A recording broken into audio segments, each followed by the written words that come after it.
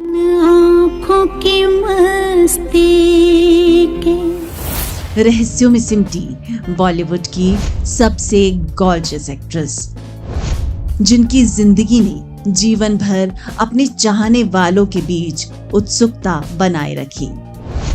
किसी के प्यार में दिल सुबह शाम, जो जिंदगी भर अपने ही पिता के नाम और प्यार के लिए तड़पी। एक ऐसी अभिनेत्री जिन्हें कहा गया भारतीय सिनेमा की सबसे बदसूरत एक्ट्रेस। एक ऐसी एक्ट्रेस जिस पर लगा अपने ही पति को मौत की आगोश में झोंकने का संगीन आरोप। अब मैं तुम्हें उसी जगह ले जाऊंगी जहां तुमने मेरा अंत करने की कोशिश की थी। क्यों सुपरस्टार की बेटी होने के बावजूद रेखा ने झेली जमाने भर की जिल्लत? कौन था वो फिल्म स्टार जिसने नाबालिग रेखा संग फिल्म के सेट पर की अश्लील हरकत? क्या है उनके अतीत का वो दर्द जिससे जिंदगी भर जूझी रेखा?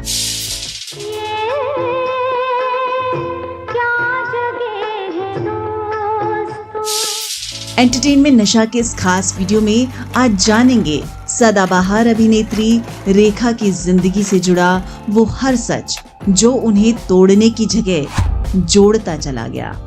क्यों विधवा होने के बाद भी सुहागन की जिंदगी जीती है रेखा? किसके नाम का सिंदूर लगाती है रेखा? क्या है उनकी मैनेजर फरजाना संग उनके रिश्ते का सच? और क्यों कभी रेखा को छोटी बहन मानने वाली एक्ट्रेस जया बच्चन करती हैं उनसे बेपनाह नफरत? तो आइए जानते हैं इन सभी सवालों के जवाब आज के इस खास वीडियो में। मैं हूं आपकी होस्ट और दोस्त शिवानी बंसल। सलामी इश्क मेरी जरा 70 साल की उम्र में भी अपनी खूबसूरती और नजाकत से करोड़ों लोगों का दिल धड़का देने वाली अभिनेत्री रेखा हमेशा से ऐसी नहीं थी। वो इंडस्ट्री की सबसे बदसूरत, मोटी और काली एक्ट्रेस मानी जाती थी। अपने फिल्मी करियर के शुरुआती दौर में अदाकारा ने एक बेहद कठिन दौर देखा, जब लोग उनकी भारी आलोचना करते थे। अपने दौर के सुपरस्टार शशि कपूर ने तो उनका मजाक उड़ाते हुए यहाँ तक कह दिया था कि ये मोटी, काली और फूहड़ अभिनेत्री एक्ट्रेस बनेगी। शशि कपूर के ये बोल एक्ट्रेस रेखा के दिल में तीर जैसे चुभे। लेकिन फिर ऐसा क्या चमत्कार हुआ जिसने उन्हें बना दिया फिल्म इंडस्ट्री की सबसे ग्लैमरस एक्ट्रेस? मन क्यों बहका रे बहका आधी रात को। इस कहानी को शुरू करने से पहले आइए जानते हैं रेखा के बचपन के बारे में। दोस्तों, रेखा का जन्म 10 अक्टूबर 1954 के दिन तमिलनाडु के चेन्नई शहर में हुआ। उनका पूरा नाम भानु रेखा गणेशन है। रेखा की मां पुष्पावती भी अपने जमाने की जानी मानी अभिनेत्री रहीं। लेकिन अपनी बेटी रेखा की तरह ही वो भी कभी शादीशुदा जीवन का सुख नहीं ले सकी। उनके पिता भी तमिल फिल्म इंडस्ट्री के जाने माने फिल्म स्टार थे। जब उनके पिता और माता एक दूसरे के करीब आए, तब उनकी मां एक बड़ी फिल्म अभिनेत्री थी। रेखा की जिंदगी के बारे में जानने से पहले उनके माता पिता की प्रेम कहानी के बारे में जानना भी बेहद जरूरी है। तो आइए सबसे पहले जानते हैं रेखा के माता पिता की इस प्रेम कहानी के बारे में। एक वक्त मद्रास का जेमिनी फिल्म स्टूडियो इंडस्ट्री का सबसे बड़ा स्टूडियो हुआ करता था। इस स्टूडियो के मालिक थे SS वासन। उनकी एक मशहूर हीरोइन थी जिसका नाम था पुष्पावली। SS वासन शादीशुदा थे, तो वहीं पुष्पावली भी उस वक्त शादीशुदा थी और 2 बच्चों की मां थी। उनके एक बेटे का नाम बाबजी और बेटी का नाम रमा था, जो पुष्पावली की पहली शादी से संतान थी। हालांकि पुष्पावली की पहली शादी सही नहीं चल रही थी। SS वासन और पुष्पावली बेहद करीब हुआ करते थे और पुष्पावली को अपना सब कुछ देना चाहते थे, पैसा, शोहरत। मगर जो नहीं देना चाहते थे वो था अपनी पत्नी होने का दर्जा। पुष्पावली अपने प्यार भरे रिश्ते को नाम तो देना चाहती थी, लेकिन ये हो नहीं पा रहा था। और इसी दौरान जेमिनी स्टूडियो की अगली फिल्म रिलीज हुई, मिस मालिनी, जिसमें पुष्पावली के साथ एक छोटे से किरदार में नजर आए रामास्वामी गणेशन। फिल्म के सेट पर पुष्पावली की रामास्वामी गणेशन के साथ हुई ये छोटी सी मुलाकात कब प्यार में बदल गई पता ही नहीं चला। पुष्पावली बड़ी एक्ट्रेस थी और रामास्वामी गणेशन एक स्ट्रगलर। दोनों की पहली फिल्म मिस मालिनी जब रिलीज हुई तो ये बड़ी हिट साबित हुई। इसके बाद पुष्पावली के साथ वासंत साहब ने अगली फिल्म दी, संसार। इस फिल्म ने भी बहुत अच्छी कमाई की, मगर पुष्पावली और रामास्वामी की करीबियां अब SS वासन को खटकने लगी थीं। उन्हें पता था कि पुष्पावली का सपना हिंदी फिल्म इंडस्ट्री पर राज करने का है। बस फिर क्या था, SS वासन ने अपना हिंदी ड्रीम प्रोजेक्ट फिल्म इंसानियत को पूरा करने का प्लान बना लिया। इस फिल्म में पुष्पावली के साथ लीड रोल में दिलीप कुमार और देवानंद को बतौर हीरो कास्ट किया जाना था। फिल्म की इस धांसू स्टार कास्ट के चलते इसके चर्चे शूटिंग से पहले ही शुरू होने लगे। ऐसे में SS वासन साहब को लगा कि जब पुष्पावली को हिंदी मूवी या फिर रामास्वामी गणेशन में से किसी एक को चुनने के लिए कहा जाएगा, वो जाहिर है हिंदी फिल्म ही चुनेंगी। मगर हुआ इसके उलट। रामास्वामी गणेशन उस वक्त उतने बड़े स्टार नहीं थे, जबकि पुष्पावली एक बड़ी एक्ट्रेस थी, लेकिन वो रामास्वामी के प्यार में गिरफ्तार थी। उन्होंने गणेशन के लिए हिंदी फिल्म को भी लात मार दी, जिसका असर ये हुआ कि रामास्वामी गणेशन को भी जेमिनी स्टूडियो से बाहर कर दिया गया। लेकिन रामास्वामी ने भी तुरुप का पत्ता खेला और अपना नाम रामास्वामी को हटाकर जेमिनी लगा लिया। ऐसा करके वो जेमिनी स्टूडियो से अलग होकर भी इससे अलग न हो सके और बन गए जेमिनी गणेशन। जेमिनी गणेशन बनते ही उनकी किस्मत भी पलट गई। जेमिनी गणेशन धीरे धीरे सफलता की सीढ़ियां चढ़ने लगे और कुछ ही वक्त में बन गए तमिल सिनेमा के अगले सुपरस्टार। लेकिन इस चकाचौंध में पीछे रह गया उनका और पुष्पावली का प्यार। रात के मुसाफिर चंदा जरा बता दे। दरअसल जेमिनी गणेशन इंडस्ट्री में आने से पहले ही शादी कर चुके थे। उनकी पत्नी का नाम बोबजी था। वो पुष्पावली के साथ रिश्ते में तो थे, मगर अपनी पत्नी का हक किसी और को नहीं देना चाहते थे। पहली पत्नी से उनके 4 बच्चे रहे, जबकि पुष्पावली के साथ रिश्ते से उनकी 2 बेटियां हुई, रेखा और राधा। सिर्फ पुष्पावली ही नहीं, उनके बाद जेमिनी गणेशन ने 2 और शादियां की। एक्ट्रेस सावित्री संग भी उनका अनाम रिश्ता रहा, जिनसे शादी की बात उन्होंने बाद में जाकर कबूल की थी। वही उनकी चौथी पत्नी जूलियाना एंड्रयू रही। लेकिन पुष्पावली के साथ उनकी शादी नहीं हो सकी। बिना शादी के ही वो उनकी 2 बेटियों की मां बनी। इन दोनों के संबंधों के चलते 10 अक्टूबर 1954 में उनकी एक बेटी हुई, जिसका नाम रखा गया भानु रेखा गणेशन। रेखा के आगे गणेशन सरनेम तो जुड़ गया, लेकिन उन्हें जिंदगी भर जेमिनी गणेशन की नाजायज बेटी ही कहकर बुलाया गया। पुष्पावली और जेमिनी गणेशन के अवैध रिश्तों की चर्चा उस दौर में फिल्मी मैगजीन्स में खूब होती थी। साथ ही रेखा को उनकी नाजायज औलाद बताकर खूब खबरें छपने लगी। इधर जेमिनी गणेशन के पुष्पावली के साथ सावित्री संग भी अफेयर की खबरें सामने आने लगी, जिससे पुष्पावली टूट गईं। उनकी उम्र भी अब ढलने लगी थी और एक्टिंग के मौके भी कम होने लगे। साथ ही जेमिनी गणेशन और पुष्पावली का रिश्ता दरकने लगा। पुष्पावली एक सिंपल शादीशुदा जिंदगी जीना चाहती थी, जो अब सिर्फ सपना बनकर रह गया था। इसी दौरान जेमिनी गणेशन के साथ उनकी एक और बेटी राधा का जन्म हुआ। पुष्पावली के साथ 2 बेटियों के बाप होने के बावजूद वो अपनी बेटियों को अपनाने से बचते रहे। उन्होंने भानु रेखा और बेटी राधा को कभी नहीं स्वीकारा। इस बीच ही वो एक्ट्रेस सावित्री के साथ भी रिश्ते में बंध गए और उनके साथ भी 2 अवैध बच्चों के पिता बने। अपने अफेयर और नाजायज रिश्तों की खबरों पर जेमिनी गणेशन ने एक ऐसा बयान दे दिया, जिससे पुष्पावली अंदर तक हिल गईं। उन्होंने कहा कि पुष्पावली गणेशन और सावित्री मेरी पत्नी नहीं है, ना ही मेरी जिंदगी में आने वाली दूसरी औरतों में से कोई मेरी पत्नी है। मैं भले ही लोगों से उन्हें अपनी पत्नी कहकर मिलवाता हूँ, पर वो सारे रिश्ते नाजायज हैं और उनका कोई वजूद नहीं है। कानूनी तौर पर मेरी एक ही पत्नी है और वो बॉब जी हैं, जिनसे मेरी बचपन में शादी हुई थी। तेरे बाप ने तो मुझे बड़ा धोखा दिया रे। तेरी माँ उसकी प्रेमिका नहीं, तेरा खेल है। अब पुष्पावली को समझ आ गया था कि जेमिनी गणेशन उनके रिश्ते को कभी नहीं स्वीकारेंगे। पुष्पावली ने अपनी बेटियों की परवरिश पर पूरा ध्यान लगा दिया, मगर अब उनका फिल्मी करियर ढलान पर था। ऐसे में उनकी उम्मीद बेटी भानु रेखा पर टिक गई। भानु रेखा भी अपनी माँ की इस तड़प को बचपन से देखती रही। उनका पढ़ाई में कभी मन नहीं लगा, क्योंकि स्कूल में भी उन्हें दूसरे बच्चे नाजायज कहने लगे थे। धीरे धीरे भानु रेखा का मन अपने पिता जेमिनी गणेशन से हटने लगा।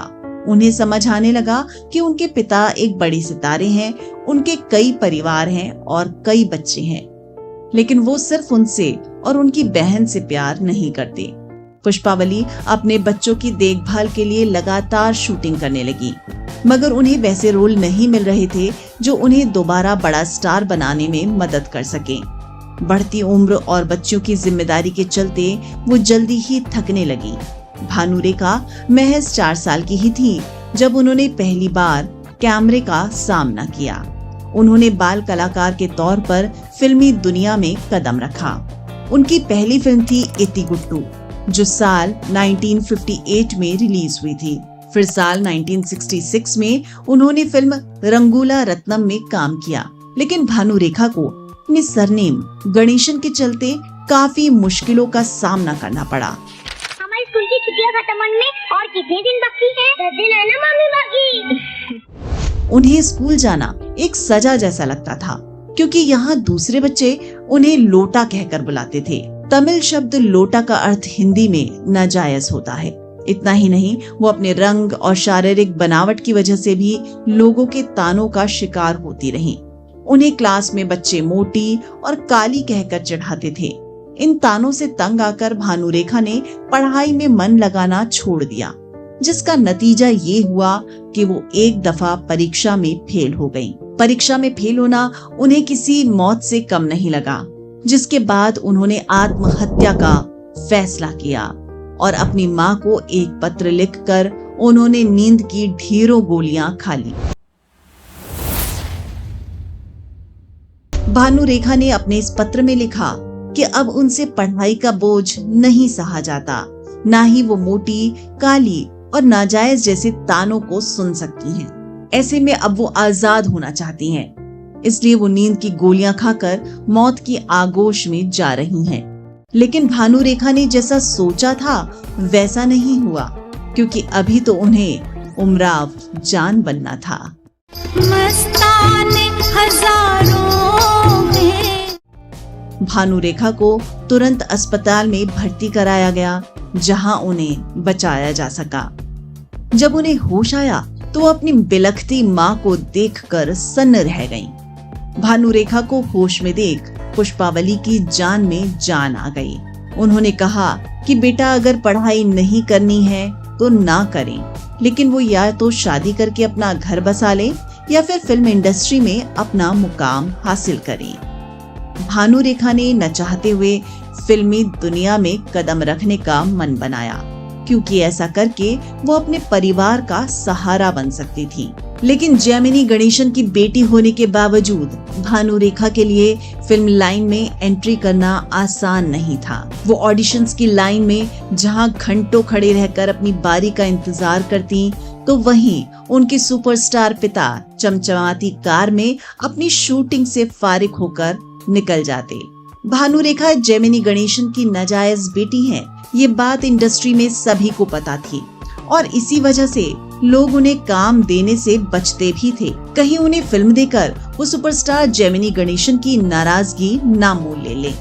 भानु रेखा को फिल्मों में छोटे मोटे रोल मिलने ही लगे, लेकिन इससे उनकी कमाई ऐसी नहीं थी कि परिवार का खर्च चल सके। फिर किस्मत ने अपनी चाल पलटी और उनकी जिंदगी में ऐसा क्या हुआ कि वो भानुरेखा से रेखा बन गई। कह क्यों नहीं देते कि मैं झूठी हो गई हूँ? तुम मेरे साथ नहीं रह सकते।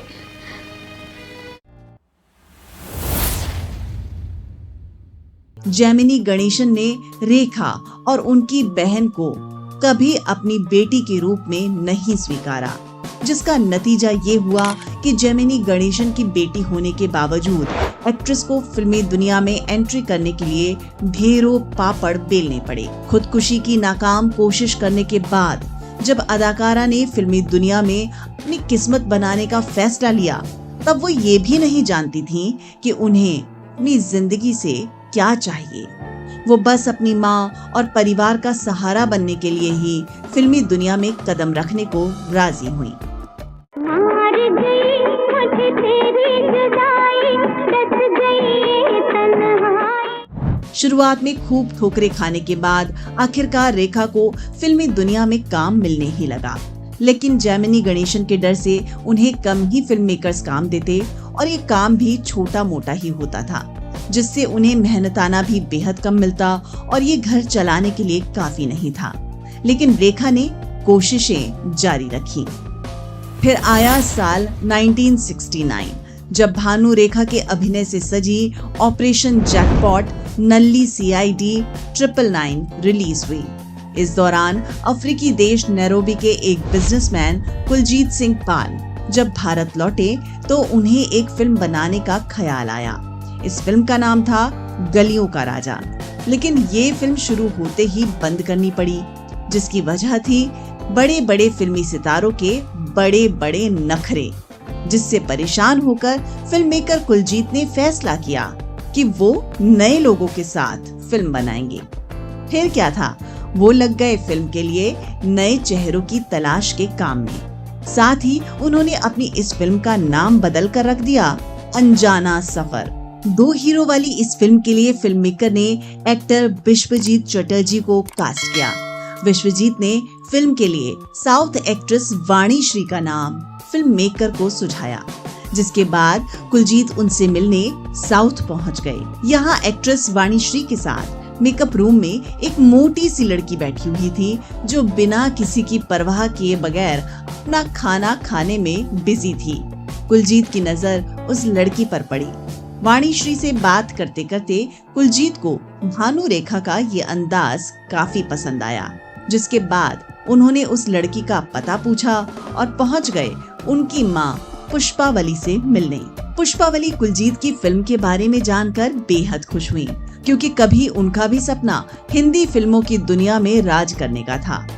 अब जब उन्हें उनकी बेटी के लिए हिंदी फिल्म का ऑफर मिला तो वो खुशी से फूली नहीं समाई। उन्होंने जैसे ही भानुरेखा को बुलाया तो कुलजीत ने उनसे पूछा कि क्या तुम्हें हिंदी आती है। भानुरेखा ने साफ शब्दों में ना कह दिया। ये सुनकर पुष्पावली सकते में आ गई, क्योंकि वो किसी भी हाल में ये शानदार मौका हाथ से नहीं जाने देना चाहती थी। पुष्पावली ने कहा कि भानुरेखा की याददाश्त बहुत अच्छी है, वो अपने डायलॉग्स याद कर लेंगी। तब कुलजीत ने भानुरेखा को कुछ हिंदी लाइनें पढ़ने के लिए दी। भानुरेखा ने चंद ही मिनटों में ये लाइनें याद कर कुलजीत को सुना दी। भानुरेखा ने हिंदी की इन लाइनों को बिल्कुल ऐसे पढ़ा मानो बचपन से वो हिंदी बोलती आ रही है। ये देख कुलजीत दंग रह गए और उन्होंने सिंपल सी दिखने वाली इस लड़की में एक उभरता हुआ सितारा देखा।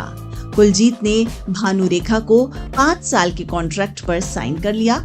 इसके बाद पुष्पावली खुशी से फूली नहीं समाई, क्योंकि एक तो इसके साथ ही भानुरेखा हिंदी फिल्म इंडस्ट्री में कदम रख अपनी माँ का सपना पूरा करने जा रही थी, और दूसरा ये कि इस फिल्म के लिए मिले पैसों से घर खर्च आराम से चल जाएगा।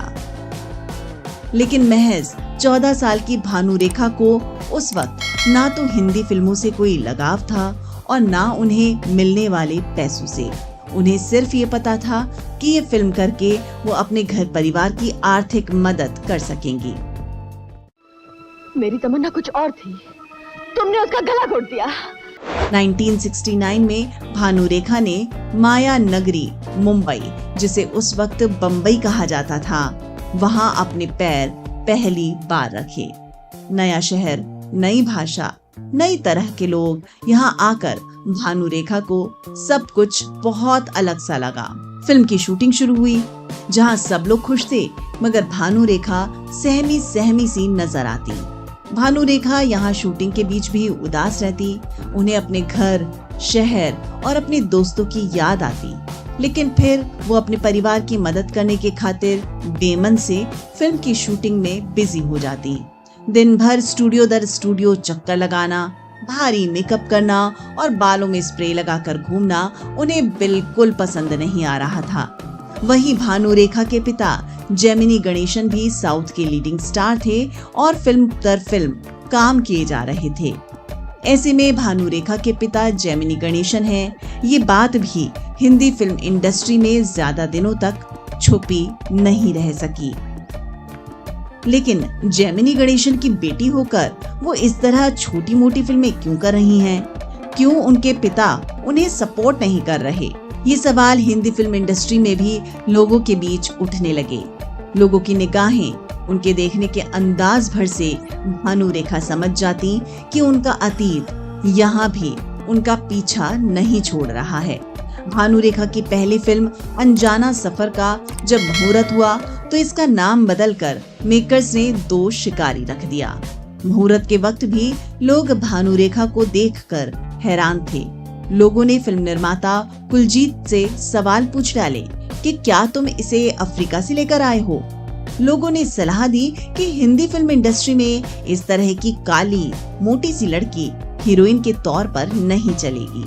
लेकिन फिल्म मेकर कुलजीत ने किसी की एक नहीं सुनी। उन्हें विश्वास था कि ये लड़की एक दिन बड़ी स्टार बनेगी। इस फिल्म के साथ ही भानुरेखा ने कुछ और हिंदी फिल्में साइन कर ली। ये फिल्में थी मेहमान, हसीनों का देवता और सावन भादो। लेकिन फिल्म 2 शिकारी की शूटिंग भानुरेखा के लिए किसी बुरे सपने से कम नहीं थी। इस फिल्म की शूटिंग के दौरान मासूम भानुरेखा के साथ एक ऐसा हादसा हुआ जो उनके दिल में नासूर की तरह चुभा। आजा के तेरी है मेरी बेचैन बाहें, आजा तरसती है मेरी प्यासी निगाहें, जिसका दर्द अभिनेत्री जिंदगी भर नहीं भुला पाई। और यही वो वाकया था जिसके बाद भानुरेखा ने अपने पिता का सरनेम हमेशा के लिए अपने नाम के आगे से हटा दिया। दरअसल विश्वजीत के साथ अभिनेत्री भानुरेखा का फिल्म 2 शिकारी में एक रोमांटिक सीन शूट होना था। यूं तो इस फिल्म में कई बोल्ड सीन फिल्माए गए, जिसकी वजह से फिल्म सेंसरशिप के झंझटों तक में फंस गई, जिसके चलते ये फिल्म काफी लंबी लटकी और 10 साल बाद रिलीज का मुंह देख सकी। इस फिल्म में एक रोमांटिक सीन के दौरान विश्वजीत को भानुरेखा को बाहों में भरना था। फिल्म में सिर्फ यही सीन तय था, लेकिन जैसे ही शूटिंग शुरू हुई, विश्वजीत अचानक भानुरेखा को बाहों में भरकर किस करना शुरू कर देते हैं, वो भी 5 मिनट तक लगातार। अचानक हुए इस किस से भानुरेखा हिल गईं, लेकिन इस दौरान 5 मिनट तक विश्वजीत ने उन्हें छोड़ा नहीं और ना ही निर्देशक ने कट बोला। साथ ही अचानक हुए इस किसिंग हादसे के दौरान सेट पर मौजूद सभी लोग जोर जोर से सीटियां और तालियां बजाते रहे, जिसकी आवाज भानुरेखा के कानों में गूंज रही थी। इस सबसे परेशान भानुरेखा की आंखों से आंसुओं का सैलाब उमड़ पड़ा और वो खुद को भगा हुआ महसूस करने लगी। सीन खत्म होने के बाद वो बहुत गुस्से में थी और निर्माता निर्देशक से सवाल करना चाहती थी, लेकिन उनकी बाली उम्र और परिवार की जिम्मेदारियों के बोझ ने उन्हें किसी भी तरह का हंगामा करने की हिम्मत नहीं दी। लेकिन इस हादसे से इतना बड़ा झटका झेलने के बाद वो और मजबूत हो गईं। अगले ही पल उन्हें लगा कि अगर उन्होंने किसी भी तरह का बवाल खड़ा किया तो वो फिल्म से बाहर हो जाएंगी और उनकी माँ के सभी सपने मिट्टी में मिल जाएंगे। तब भानुरेखा ने इस दर्द को अकेले मजबूती से झेलने की हिम्मत बटोरी। उन्हें महसूस हुआ कि वो इस भरी दुनिया में बिल्कुल अकेली हैं और उन्हें अब आगे की जिंदगी अकेले ही संभालनी होगी। भानुरेखा ने अकेले और अपनी शर्तों पर जिंदगी जीने की तैयारी शुरू कर ली और इस राह में सबसे बड़ा कांटा था उनका सरनेम गणेशन। 15 साल की मासूम भानुरेखा अपनी फिल्म दो शिकारी के सेट पर जबरन किस का शिकार हुई। इस घटना ने उन्हें इतना तोड़ दिया कि उन्होंने अपने पिता का सरनेम तक अपने नाम से हटा दिया। भानुरेखा को लगा कि इस सरनेम का क्या फायदा जब उन्हें इंडस्ट्री में वो इज्जत न मिल सके जिसकी वो हकदार थीं। मुझे किसी की परवाह नहीं है। मैं क्या हूँ वो अब तुम भी जानते हो बाबा, और मेरे भगवान भी जानते हैं। एक्ट्रेस ने सबसे पहले अपने नाम से सरनेम गणेशन को हटा दिया और एक नए नाम के साथ दुनिया के लिए भानुरेखा से बन गई रेखा।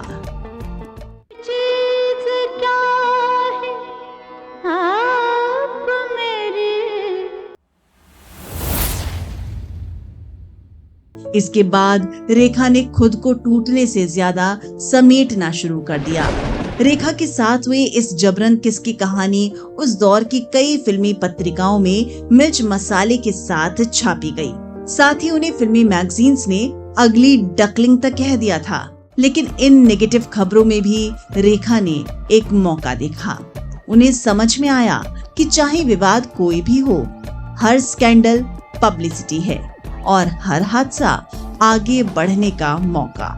इसके साथ ही रेखा ने विवादों को हवा देने का हुनर भी सीख लिया, क्योंकि इस किसिंग हादसे के बाद उनकी तस्वीरें नेशनल और इंटरनेशनल फिल्म मैगजीन्स में छा गईं। जब बाद में रेखा से इस बारे में पूछा गया तो उन्होंने अपने एक इंटरव्यू में कह दिया कि उन्हें किस सीन देने से कोई दिक्कत नहीं है।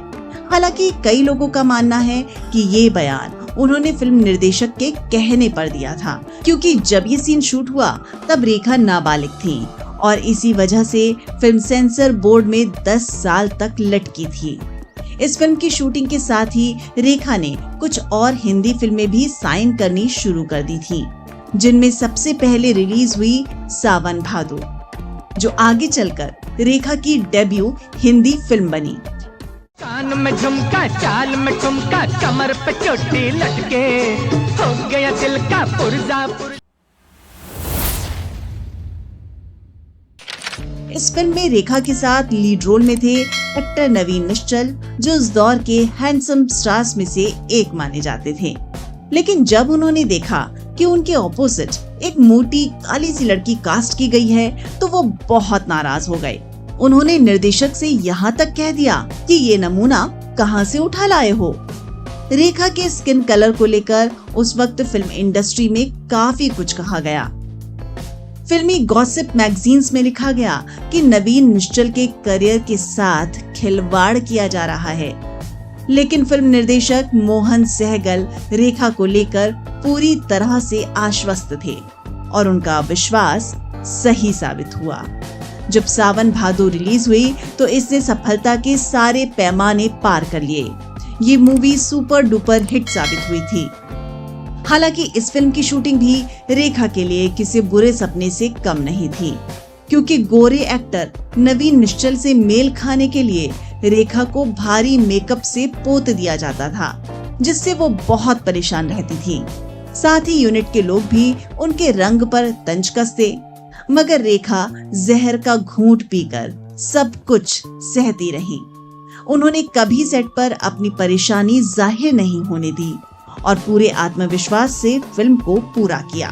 फिल्म की शूटिंग खत्म होने के बाद आया प्रीमियर का मौका, जहां अभिनेता शशि कपूर अपनी पत्नी जेनिफर के साथ पहुंचे। शशि कपूर ने जैसे ही रेखा को देखा तो उनकी हंसी छूट गई। उन्होंने रेखा के रंग और देसी अंदाज को देखकर कहा, ये काली, मोटी और फूहड़ लड़की हिंदी फिल्म इंडस्ट्री में कैसे टिक पाएगी। शशि कपूर की ये बात रेखा को टीज की तरह चुभी, लेकिन उनकी पत्नी जेनिफर ने रेखा की आंखें पढ़ ली थीं। उन्होंने तुरंत कहा कि देखिएगा, आने वाले वक्त में ये लड़की हिंदी सिनेमा की एक बड़ी अभिनेत्री बनेगी। उस वक्त शायद किसी ने सोचा भी नहीं था कि जेनिफर की ये बात एक दिन सच होगी। और एक दिन ऐसा आया जब शशि कपूर, जिन्होंने भरी महफिल में रेखा की खिल्ली उड़ाई थी, उन्हीं के साथ स्क्रीन स्पेस शेयर करते हुए नजर आए।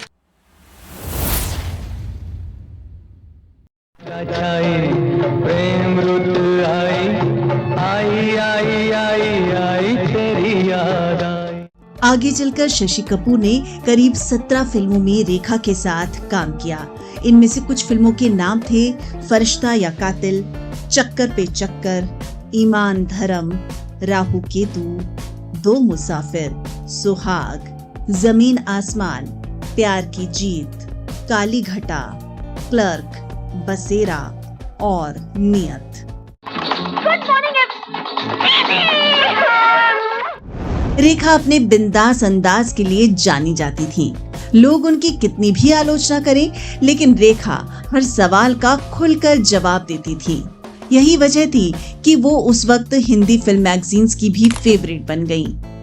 सावन भादो के हिट होते ही फिल्म मेकर्स को समझ में आ गया कि इस लड़की में कुछ तो खास है। बस फिर क्या था, उनके पास फिल्मों के ढेरों ऑफर आने लगे। एक वक्त ऐसा आया जब रेखा एक साथ करीब 25 फिल्मों में काम कर रही थीं। वो दिन रात 2 शिफ्ट्स में शूटिंग करती थीं, लेकिन तब भी वो अपनी फिल्मी करियर को लेकर गंभीर नहीं थी। इस दौरान उन्हें कई बार प्यार भी हुआ, कई बार उनके अफेयर्स की खबरें सामने आईं। ये जवानी ये अदा, तुझ पे जमाना है फिदा। दोस्तों, अभिनेत्री रेखा जो जिंदगी भर अपने लुक्स और रंग के लिए ताने सुनती रही, धीरे धीरे अपने लुक्स के लिए सजग होने लगी थी। इसी के साथ उनकी फिल्मों की सफलता के चलते वो एक बिजी एक्ट्रेस भी बनने लगी। एक वक्त था जब एक्ट्रेस एक साथ करीब 25 फिल्मों में काम कर रही थी। वो 2 शिफ्ट्स में काम किया करती थी, मगर फिल्में तो सिर्फ उनके लिए उनका परिवार पालने का एक जरिया मात्र थी। इसलिए वो अपने काम को लेकर काफी अल्हड़ भी थी। फिल्म सेट पर लेट पहुंचना, कभी सेट से बंक मार के घूमने निकल जाना रेखा के खास शौक हुआ करते थे। वो अपने काम के लिए बिल्कुल गंभीर नहीं थी। 1972 में रेखा ने फिल्म स्टार जितेंद्र के साथ बेचारा और अनोखी अदा जैसी फिल्मों में काम किया। जितेंद्र उस वक्त एक पॉपुलर स्टार बन चुके थे। वो पहले हिंदी फिल्म स्टार थे जिन्होंने रेखा को कभी जज नहीं किया। वो उनके साथ बेहद अपनेपन के साथ पेश आते, जिससे रेखा उनसे काफी प्रभावित हुई। रेखा को उनका प्यार और सम्मान के साथ बात करना, उन्हें एक को स्टार की तरह अच्छे से ट्रीट करना काफी पसंद आता, जिसके बाद उनकी गहरी दोस्ती हो गई। हवा में दीमक लग सकती है एमपी, लेकिन साधना के चरित्र के आईने पर धूल कभी नहीं पड़ सकती। साधना का जिंदा होना इस बात का सबूत है कि तेज बहादुर झूठ बोल रहा है। रेखा अक्सर उनके साथ वक्त बिताने लगी, जिससे हुआ ये कि उनकी करीबियां लोगों को खटकने लगी। जल्दी ही रेखा और जितेंद्र के कथित अफेयर के रिश्तों ने सुर्खियां बनानी शुरू कर दी। उस वक्त की फिल्मी मैगजीन में रेखा और जितेंद्र के रिश्तों को लेकर काफी बातें हुई। रेखा जितेंद्र के करीब जाने लगी थी, मगर जितेंद्र रेखा के साथ अपने रिश्ते को लेकर गंभीर नहीं थे, क्योंकि वो तो पहले ही एक एयर होस्टेस शोभा को दिल दे चुके थे।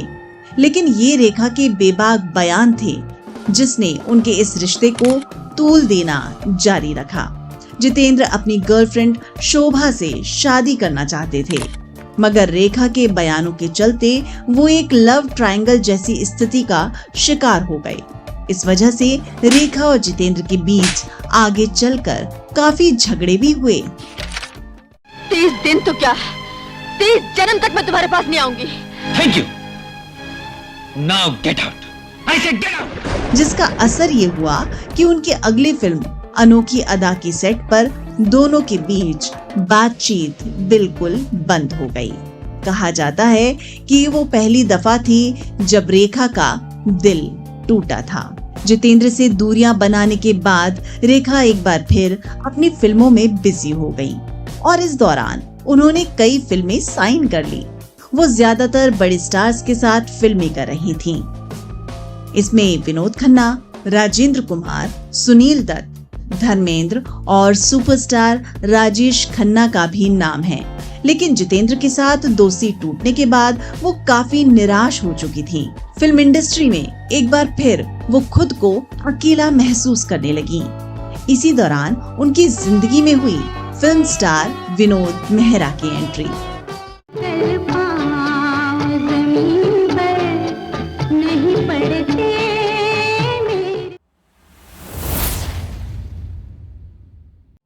विनोद मेहरा और रेखा ने एक साथ फिल्म ऐलान में काम किया। मेरे बारे में क्या है कहिए। विनोद मेहरा एक खुश मिजाज और दरिया दिल इंसान थे। उन्होंने प्यार में पहली बार टूटी रेखा को सहारा दिया और दोनों की जल्दी ही दोस्ती हो गई।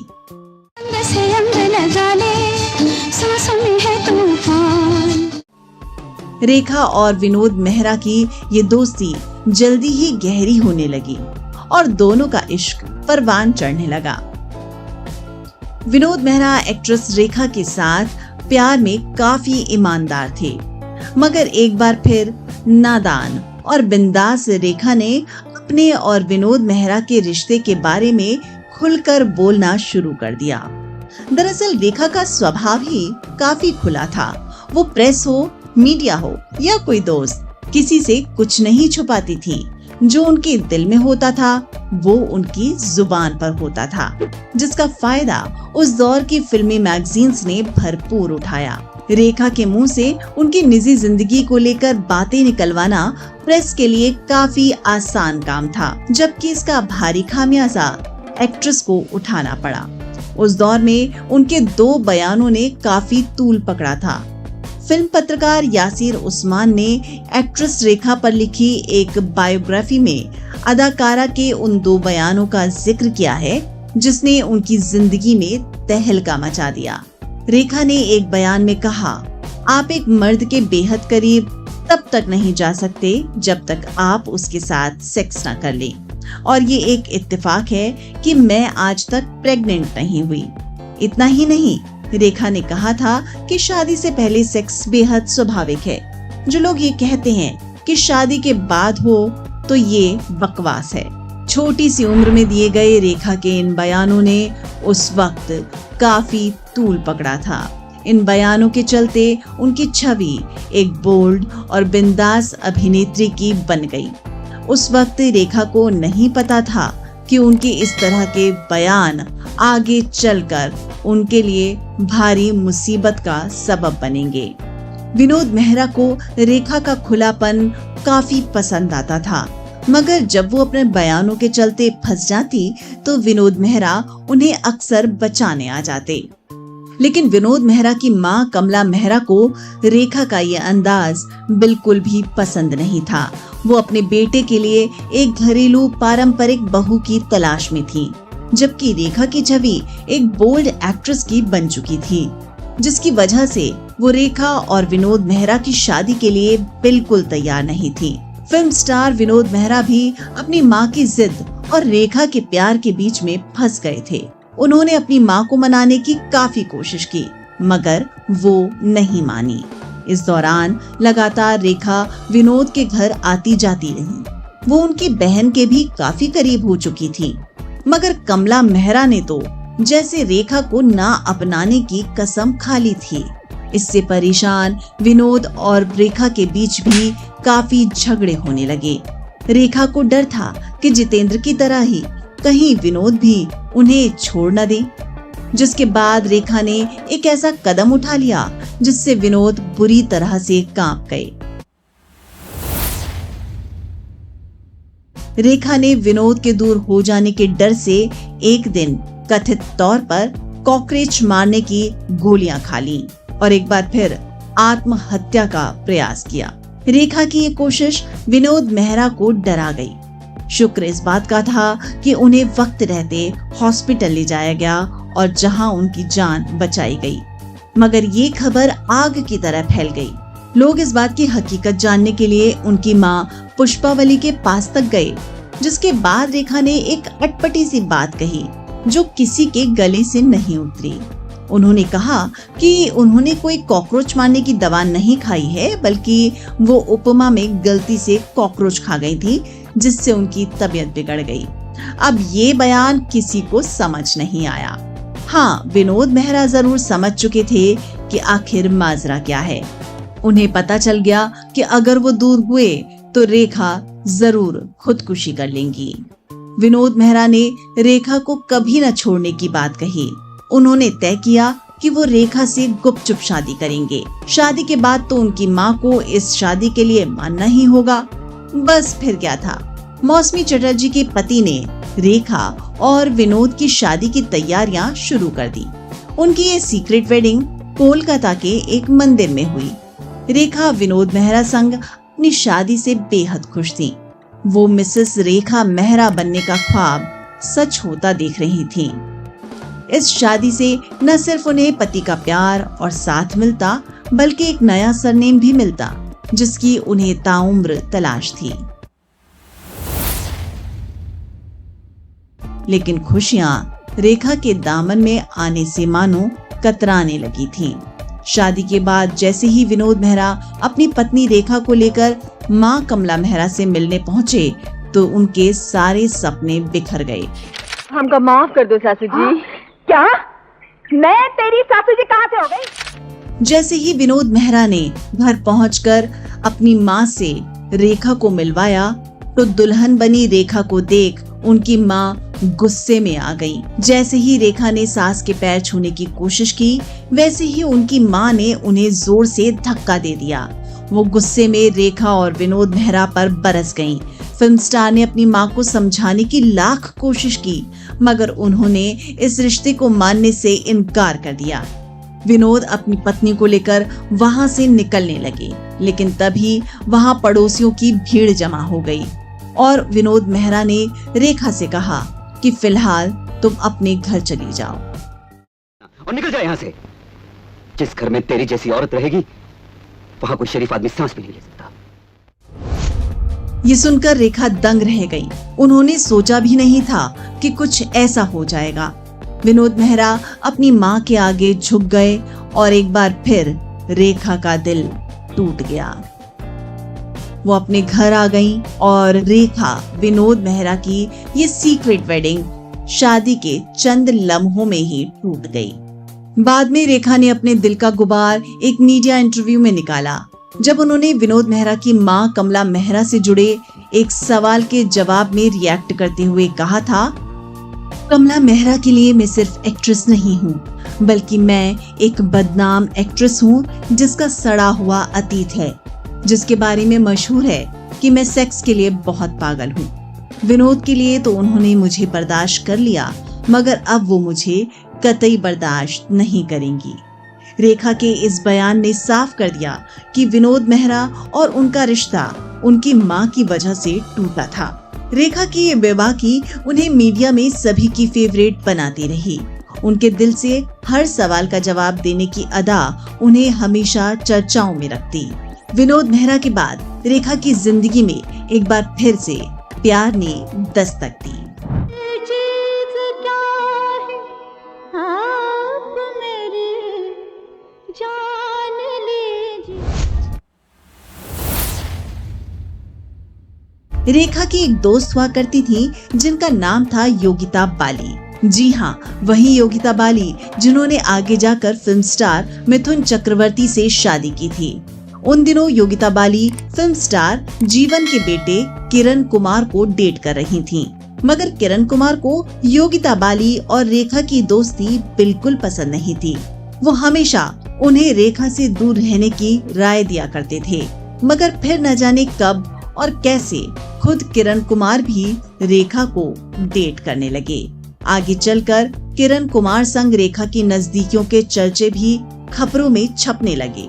जब योगिता बाली को इस बात का पता चला तो उन्होंने इसका ठीकरा एक्ट्रेस के सर फोड़ दिया। इधर रेखा और किरण कुमार का प्यार परवान चढ़ने लगा, मगर इनकी लव स्टोरी में भी विलेन एक्टर का परिवार ही बना। किरण कुमार के पिता जीवन रेखा के अतीत से अच्छी तरह से वाकिफ थे। उन्हें पता था कि वो जेमिनी गणेशन की नाजायज औलाद हैं। साथ ही वो रेखा की बेबाकी के किस्से भी सुनते रहते थे। इस वजह से उन्होंने इस रिश्ते को शादी के अंजाम तक पहुंचने की इजाजत नहीं दी। किरण कुमार ने रेखा को चाहा तो जरूर, मगर वो विनोद मेहरा की तरह अपने परिवार से रेखा के लिए कभी नहीं लड़े।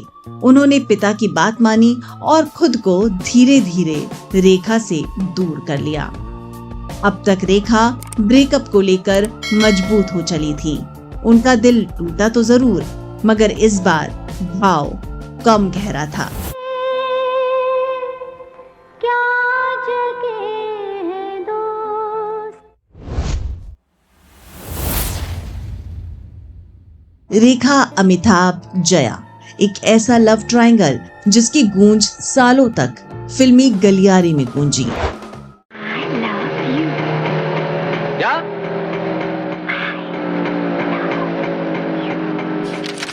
ये बात साल 1974 की है, जब रेखा की एक फिल्म दुनिया का मेला रिलीज हुई। इस मूवी में पहले फिल्म स्टार अमिताभ बच्चन को बतौर हीरो साइन किया गया था।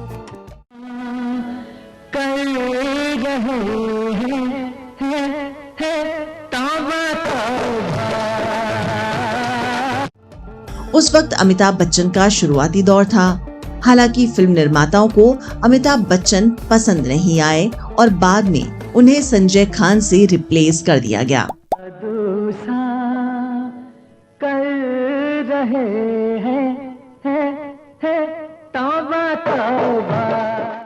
इसी दौरान रेखा की दोस्ती जया भादुड़ी से भी हुई।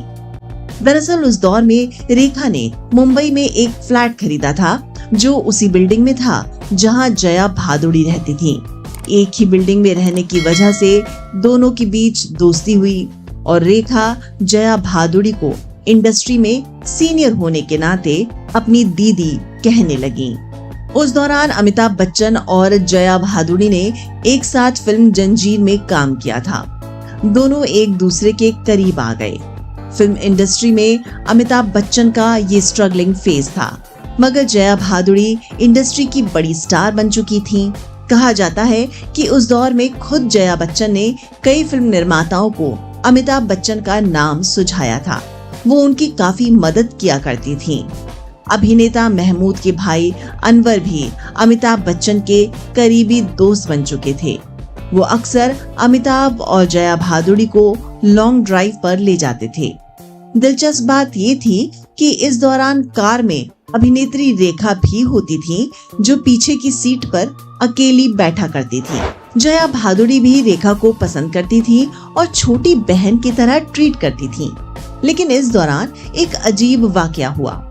एक इंटरव्यू में जया भादुड़ी ने एक्ट्रेस रेखा को लेकर कुछ ऐसा कह दिया जो उन्हें बिल्कुल पसंद नहीं आया।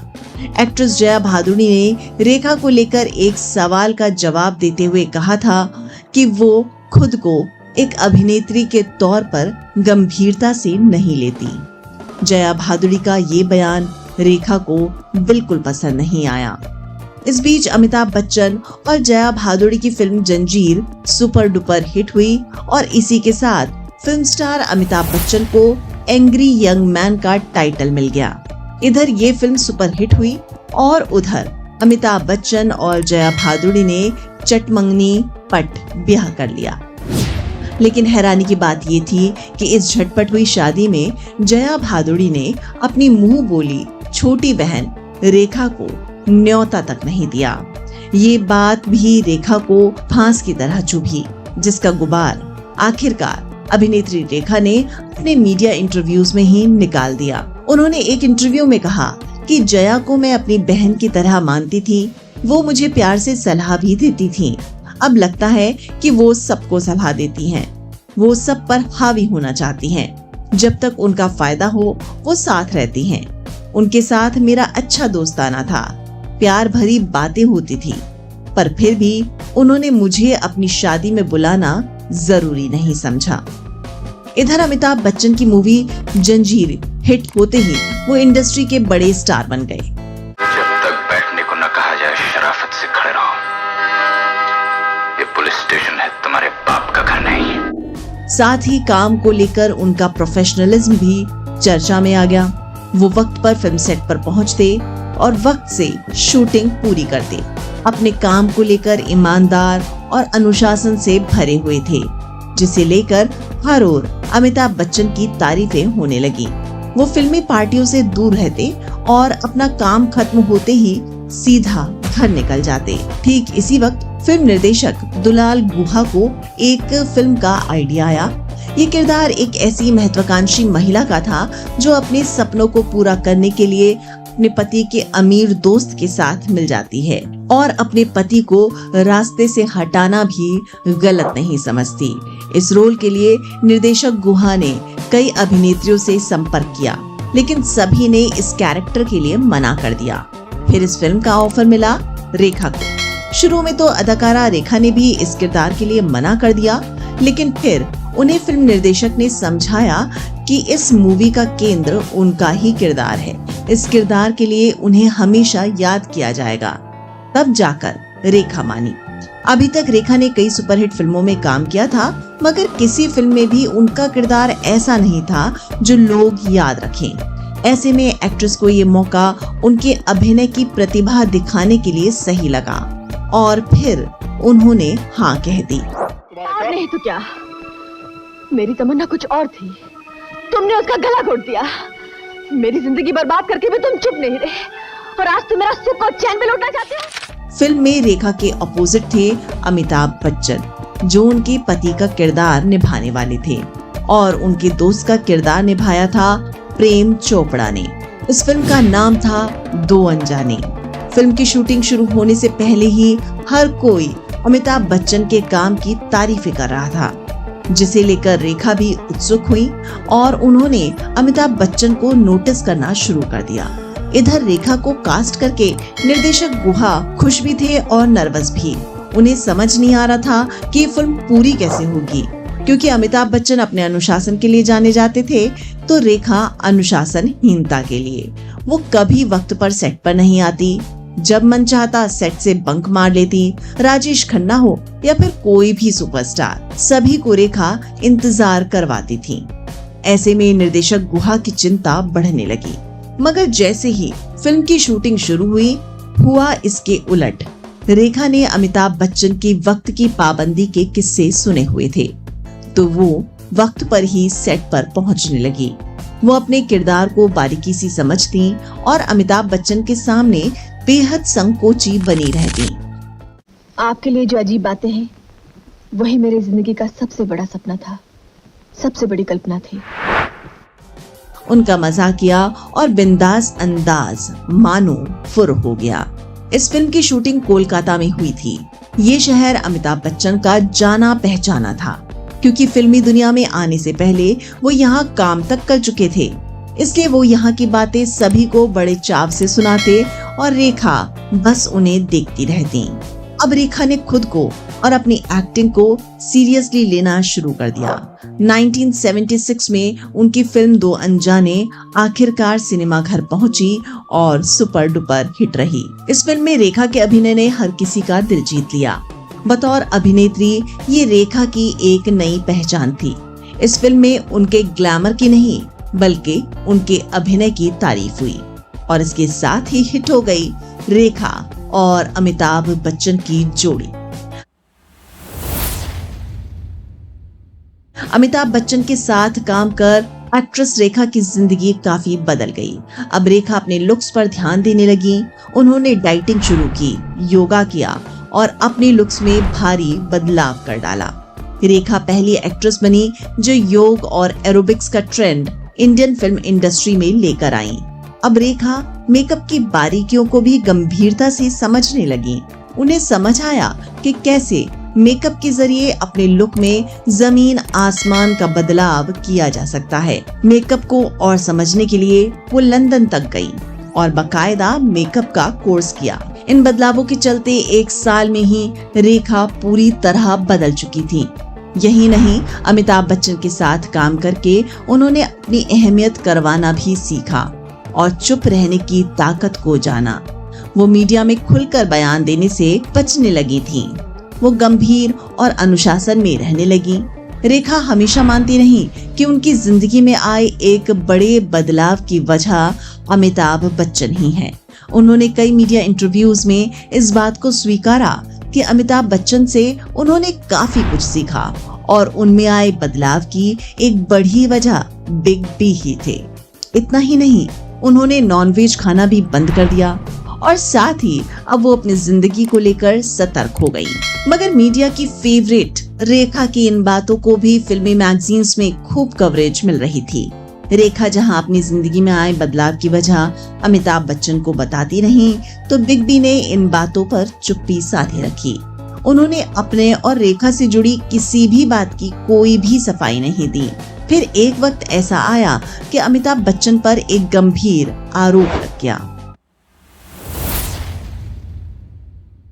कहा गया कि इंदिरा गांधी के परिवार से नजदीकी के चलते आपातकाल के दौरान अमिताभ बच्चन ने कुछ फिल्मी पत्रिकाएं बंद करवाने की कोशिश की थी, जिसका असर ये हुआ कि आपातकाल खत्म होने के बाद फिल्मी मैगजीन्स ने अमिताभ बच्चन को अपनी पत्रिकाओं में जगह देनी बंद कर दी। उनके बारे में किसी भी तरह की कोई भी खबर अब नहीं छपती थी। अमिताभ बच्चन ने भी फिल्मी पत्रिकाओं के खिलाफ अपना गुस्सा निकालना बंद नहीं किया और उन्होंने अपने फिल्मों के सेट पर पत्रकारों की एंट्री पर रोक लगवा दी। बावजूद इसके अमिताभ बच्चन का फिल्मी करियर आसमान छू रहा था और साथ ही रेखा संग उनके अफेयर के चर्चे भी। ऐसे में अमिताभ बच्चन की खबरें ना छापना भी फिल्मी मैगजीन्स के लिए बहुत मुश्किल हो रहा था।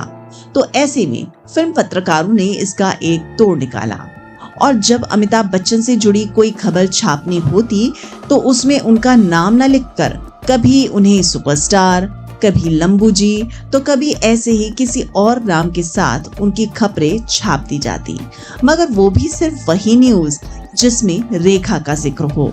रेखा इन खबरों से बहुत खुश होती थी क्योंकि वो लाइमलाइट में बनी रहना चाहती थी और साथ ही अमिताभ बच्चन के नाम का साथ तो उन्हें मिल ही रहा था। अमिताभ और रेखा की जोड़ी वाली कई फिल्में रिलीज हुई। इस बीच रेखा ने एक ऐसा इंटरव्यू दे डाला जिसके बाद फिल्म इंडस्ट्री में तहलका मच गया।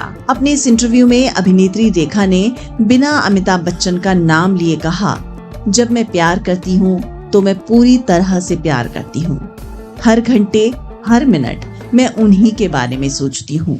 24 घंटे सिर्फ वो और केवल वही मेरे ख्यालों में छाए रहते हैं। अगर उन्होंने कभी फोन करने को कहा और वो नहीं करते तो मुझे लगता है कि मुझ पर आसमान टूट गया। रेखा के इस सनसनीखेज इंटरव्यू ने अमिताभ बच्चन के साथ उनकी मोहब्बत को हवा दे दी। उन्हीं दिनों जयपुर में एक फिल्म की शूटिंग चल रही थी जिसका नाम था गंगा की सौगंध, जहां अपने पसंदीदा सितारों की एक झलक देखने के लिए भारी भीड़ उमड़ पड़ी। उस भीड़ में से किसी मनचले ने रेखा का नाम लेकर कुछ भद्दे कमेंट्स कर डाले, जिसके बाद अक्सर शांत रहने वाले अमिताभ बच्चन को पता नहीं क्या हुआ कि उन्होंने आओ देखा न ताओ भीड़ में खड़े उस शख्स पर अपना आपा खो दिया। बिग बी को इतना गुस्सा आया कि उन्होंने उस शख्स की जमकर धुनाई कर दी। अमिताभ बच्चन का ये रूप देखकर सब दंग रह गए। बस फिर क्या था, अमिताभ बच्चन के इस बर्ताव की खबरें मीडिया ने खूब छापी। सवाल था कि आखिर ऐसा क्या हुआ था कि अमिताभ बच्चन ने रेखा के लिए अपना आपा खो दिया। वक्त बीतता गया और अमिताभ बच्चन रेखा के अफेयर की खबरें आग की तरह फैलती रही। इस बीच रेखा की एक ऐसी फिल्म रिलीज हुई जिसके बारे में बात ना करें तो बात अधूरी रह जाएगी। 1977 में निर्देशक गुलजार की फिल्म घर रिलीज हुई। तेरे बिना जिया जाए ना। जिसमें एक बार फिर दर्शकों ने रेखा और विनोद मेहरा की जोड़ी पर्दे पर देखी। इस फिल्म में रेखा के अभिनय की जमकर तारीफ हुई। ये फिल्म रेखा के करियर के लिए एक मील का पत्थर साबित हुई थी, जिसमें 2 अनजाने के बाद दोबारा अभिनेत्री रेखा की अदायगी ने लोगों से वाहवाही हासिल की। मूवी में रेखा और विनोद मेहरा के रोमांटिक सीन्स की भी काफी चर्चाएं रही। सभी को लगा क्योंकि ये दोनों पहले भी रिलेशनशिप में रह चुके हैं, ऐसे में उनकी on screen chemistry real life की है। मगर रेखा ने फिर एक ऐसा बयान दे दिया जिससे रेखा और अमिताभ बच्चन के रिश्ते को फिर से तूल मिल गया। रेखा ने कहा, स्क्रीन पर मेरे रोमानी दृश्यों में इतनी सच्चाई इसलिए नजर आई क्योंकि मैंने मन ही मन मान लिया था कि सामने विनोद मेहरा नहीं बल्कि वो हैं। लेकिन ये वो कौन? क्या रेखा अमिताभ बच्चन के बारे में बात कर रही थी? इन खबरों ने सनसनी मचा दी। एक बार फिर अमिताभ बच्चन ने हमेशा की तरह इन बयानों पर कुछ रिएक्ट नहीं किया। वो हमेशा इन खबरों को गलत बताते रहे और फिर साल आया 1978 जब रेखा और अमिताभ बच्चन की फिल्म मुकद्दर का सिकंदर और कस्मे वादे रिलीज हुई। ये दोनों ही फिल्में सुपरहिट थीं और दोनों ही फिल्मों में रेखा ने एक तवायफ का किरदार निभाया था। रेखा पर फिल्माया गया गाना सलामे इश्क उस वक्त खासा हिट हुआ था। साथ ही रेखा और अमिताभ बच्चन की र्यूमर्ड लव स्टोरी भी एक बार फिर से चर्चा में आ गई।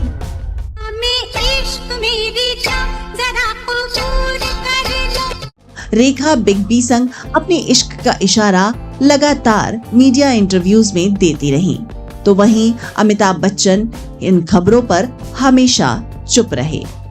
लेकिन अब पारा सिर के पार हो रहा था। ऐसे में अमिताभ बच्चन की पत्नी जया बच्चन ने अपने पति को अल्टीमेटम दे दिया कि वो आगे से रेखा के साथ कोई फिल्म नहीं साइन करेंगे। जब मुकद्दर का सिकंदर रिलीज हुई और रेखा को पता चला कि अमिताभ बच्चन ने फिल्म निर्माताओं से रेखा के साथ काम करने के लिए मना कर दिया है, तो वो टूट गई। जब ये सवाल एक्ट्रेस रेखा से किया गया तो उन्होंने कहा, उन्होंने मेरे सिवा सबको बता दिया कि वो मेरे साथ काम नहीं करेंगे, पर मुझसे इस बारे में बात क्यों नहीं की? जब मैंने उनसे कहा तो वो बोले कि मैं उस मुद्दे पर एक शब्द भी नहीं कहूँगा, मुझसे इस बारे में मत पूछो। रेखा अब एक बार फिर अकेली रह गई। उन दिनों रेखा फिल्म खूबसूरत में काम कर रही थी। अब रेखा अपना सारा ध्यान सिर्फ और सिर्फ काम पर लगा देना चाहती थी, मगर ये गम नासूर बनकर उनके दिल में पलता रहा। अब रेखा ने उसी दर्द को अपना साथी बना लिया जो जिंदगी भर उनकी माँ के साथ रहा था, दूसरी औरत कहलाने का दर्द।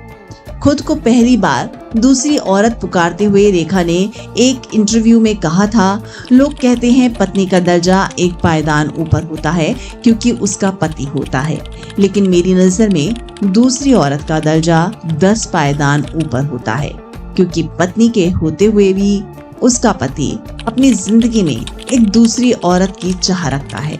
सवाल ये नहीं है कि जया के पास ऐसा क्या है जो मेरे पास नहीं, सवाल ये है कि जया के पास ऐसा क्या है जो मेरे पास भी है। रेखा के इन बेबाकी भरे बयान पर भी अमिताभ बच्चन चुप रहे। 1979 में रेखा और धर्मेंद्र ने फिल्म कर्तव्य में साथ काम किया।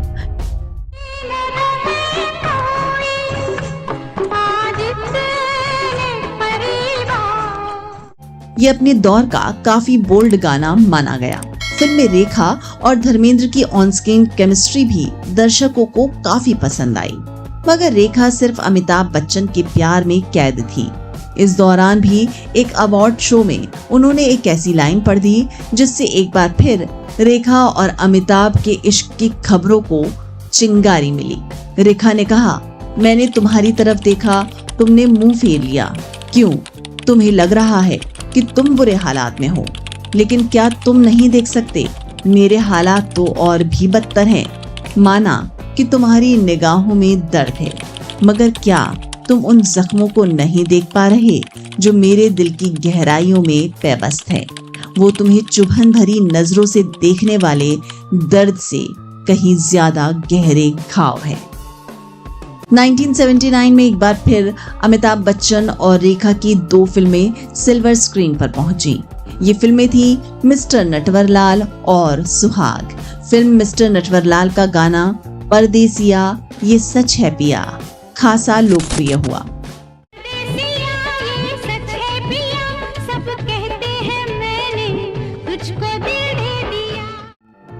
जिसे देख दर्शकों ने मान लिया कि इस गाने में रेखा और अमिताभ बच्चन ने खुलकर अपनी मोहब्बत का इजहार कर दिया है। लेकिन अब अमिताभ और रेखा की बीच की दूरी ने घर कर लिया था, जिसका रेखा को गहरा झटका लगा। इधर 22 जनवरी 1980 को फिल्म स्टार ऋषि कपूर और नीतू सिंह की शादी में जब पूरी फिल्म इंडस्ट्री इकट्ठा हुई थी तो रेखा की एंट्री ने हर किसी को हैरान कर दिया। दरअसल रेखा इस दौरान मांग में गहरा सिंदूर भरकर पहुंची थी, जिसे देख लोग चौंक गए। लोगों के बीच सवाल उठे कि क्या रेखा ने शादी कर ली है। सारे कैमरे रेखा की ओर मुड़ गए तो वहीं लोगों के बीच कानाफूसी शुरू हो गई। शादी में पहुंचकर दूल्हा दुल्हन को बधाई देने के बाद जब वो गार्डन में पहुंची तो वहां अमिताभ बच्चन खड़े थे। उनके हाथ में बैंडेज बंधी थी। रेखा बिना किसी डर और झिझक के अमिताभ बच्चन से मिलने पहुंच गईं और उनका हालचाल लिया, जिसके बाद हर किसी की नजर अमिताभ और रेखा पर थी। रेखा के सिंदूर को लेकर बाद में जब एक फिल्म पत्रिका ने उनसे पूछा तो उन्होंने जवाब दिया कि मैं शूटिंग से आई थी और ये सारा ड्रेसअप शूटिंग का हिस्सा था और मैं जल्दबाजी में इसे उतारना भूल गई। ये बात और है कि रेखा की इस बात पर कभी किसी ने विश्वास नहीं किया। बस इसके बाद से ही रेखा ने सिंदूर को अपना फैशन स्टेटमेंट बना लिया।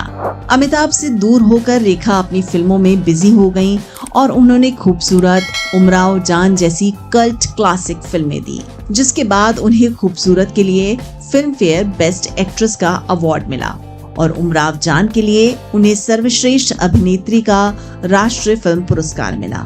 1981 में अभिनेत्री रेखा को राष्ट्रीय फिल्म पुरस्कार देते वक्त उस वक्त के राष्ट्रपति नीलम संजीव रेड्डी ने भी उनसे ये सवाल पूछ लिया था कि आप अपनी मांग में सिंदूर क्यों लगाते हैं।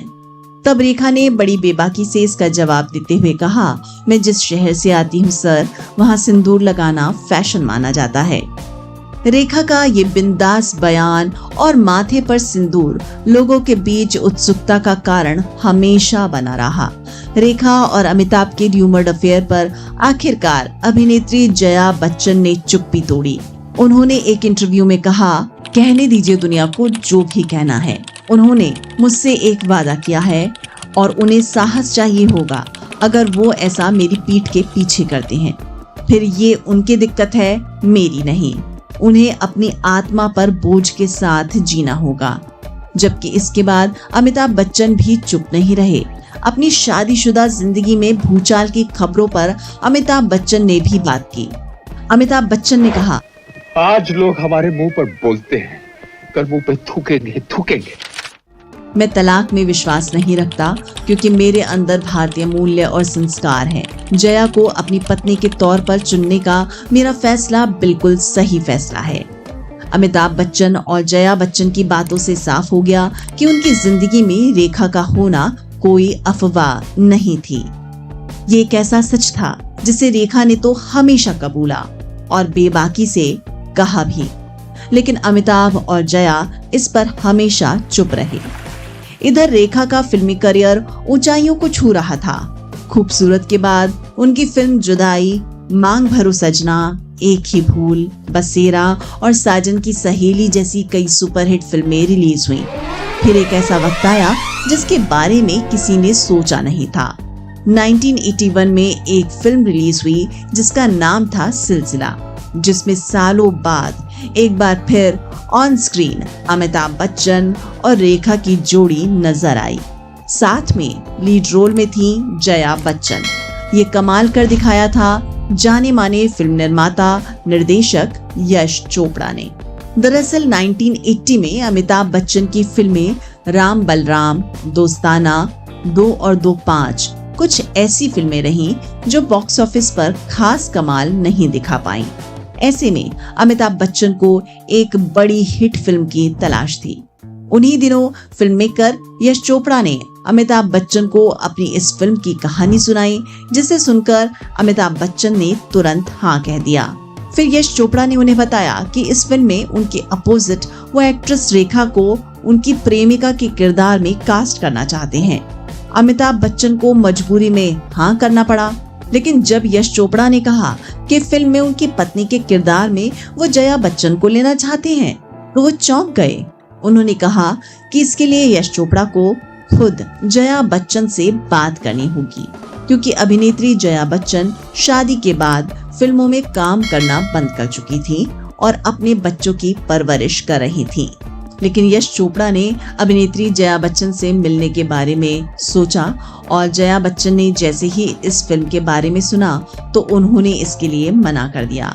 जया बच्चन ने बिना रेखा का नाम सुने ही इसके लिए मना कर दिया था। यश चोपड़ा ने उन्हें बहुत समझाया। मुश्किल से जया बच्चन ने फिल्म मेकर यश चोपड़ा की ये कहानी सुनी। यश चोपड़ा फिल्म की कहानी सुनाए जा रहे थे और जया जी के चेहरे पर कोई भाव नहीं थे, लेकिन जब क्लाइमेक्स आया तो जया बच्चन की आंखों में चमक आ गई। इस फिल्म के अंत में हीरो अपनी प्रेमिका को छोड़कर पत्नी के पास वापस आ जाता है। ये सुनकर जया बच्चन ने तुरंत इस फिल्म के लिए हाँ कर दिया। अमित मेरे पति हैं, मेरा धर्म है, वो मेरा प्यार है और प्यार मेरी किस्मत बन चुका है। अब यश चोपड़ा ने तीनों को फिल्म के लिए साइन तो कर लिया, मगर इन तीनों के साथ फिल्म की शूटिंग करना इतना आसान नहीं था, क्योंकि एक्ट्रेस जया और रेखा एक दूसरे से बात तक नहीं करती थी। सेट पर भी ये पूरी कोशिश होती थी कि बिना जरूरत के ये दोनों आमने सामने न हो। फिल्म सेट पर मीडिया को भी आने की अनुमति नहीं थी। फिर जैसे ही फिल्म बनकर पूरी हुई और सिनेमाघर पहुंची तो हाउसफुल ओपनिंग के साथ रिलीज हुई, लेकिन ये फिल्म दर्शकों की कसौटी पर खरी नहीं उतरी और फ्लॉप साबित हुई। शायद इसकी वजह ये थी कि दर्शकों को जिस क्लाइमेक्स की उम्मीद थी वो उन्हें नहीं मिला। वहीं कुछ लोगों के गले के नीचे से ये बात नहीं उतरी कि ये दो शादीशुदा युगल अपनी शादी सिर्फ प्यार के चलते तोड़ने वाले थे। खैर, इस फिल्म को चर्चाएं जरूर बेतहाशा मिली। कई लोगों को ये फिल्म अमिताभ, जया और रेखा की निजी जिंदगी की कहानी लगी। ये फिल्म भले ही ना चल पाई हो, मगर इससे अमिताभ बच्चन के करियर को वो बूस्ट जरूर मिला जिसकी उन्हें तलाश थी। इस फिल्म के बाद एक्टर ने कई और हिट फिल्में दी। उनकी फिल्में लावारिस, सत्ते पे सत्ता और नमक हलाल सामने आई। 1982 में अमिताभ बच्चन के साथ एक ऐसा हादसा हुआ जिससे उनके फैन सन्न रह गए। फिल्म स्टार अपनी अपकमिंग मूवी कूली की शूटिंग कर रहे थे, जहां उन्हें एक सीन में गहरी चोट आ गई, जिसके बाद एक्टर को तुरंत मुंबई के ब्रीच कैंडी हॉस्पिटल में भर्ती करवाया गया। यहाँ उनकी हालत बहुत खराब थी, उनके कोमा में जाने तक का खतरा था। तब पूरे देश में उनकी सलामती के लिए दुआएं और प्रार्थनाएं की जाने लगी। पति की गंभीर हालत को देख जया बच्चन बहुत परेशान थी। वहीं अभिनेत्री रेखा भी अमिताभ बच्चन को सिर्फ एक नजर देखना चाहती थी। हालांकि जया बच्चन ने उनके हॉस्पिटल में आने पर पाबंदी लगा दी। जया बच्चन ने अमिताभ की देखरेख में दिन रात एक कर दिया, लेकिन रेखा से भी रहा ना गया। आखिरकार एक दिन सुबह सुबह वो बिना मेकअप के अस्पताल पहुंच गईं और कांच के दरवाजे से अमिताभ को एक नजर देखकर वापस लौट आईं। धीरे धीरे अमिताभ की सेहत ठीक होने लगी। आखिरकार वो मौत के मुंह से बाहर आ गए। इस घटना के बाद अमिताभ और जया का रिश्ता और मजबूत होता चला गया, जबकि रेखा कहीं दूर अंधेरे में खो गईं। अमिताभ बच्चन अभी ठीक हुए ही थे कि रेखा ने उमराव जान का प्रीमियर रख दिया।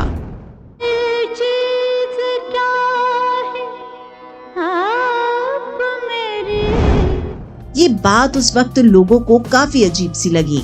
शायद रेखा को उम्मीद रही होगी कि अमिताभ बच्चन के चाहने वाले उनके इस अनाम रिश्ते के चलते ही इस फिल्म के प्रीमियर में जरूर पहुंचेंगे, मगर ऐसा नहीं हुआ। उनकी इस फिल्म के प्रीमियर पर कोई भी बड़ा सितारा नहीं पहुंचा। सभी को लगा कि रेखा का अपनी फिल्म का प्रीमियर रखने का ये सही समय नहीं था। बाद में रेखा ने इस बात पर भी अपनी राय रखी। उन्होंने कहा, ऐसा लग रहा है हर चीज का गुनहगार मुझे ठहराया जाता है। मुझे लगा था कि लोग मेरे साथ हमदर्दी जताएंगे, मेरे साथ खड़े होंगे, मगर ऐसा करने वाला कोई नहीं था। जो मुझसे अच्छे से पेश आते थे वो भी मेरे खिलाफ थे। इस हादसे ने एक तरह से अमिताभ और रेखा के इस रिश्ते का दी एंड कर दिया। तुम नजर से गिरा तो रहे हो, मुझे तुम कभी भी भुला ना सकोगे।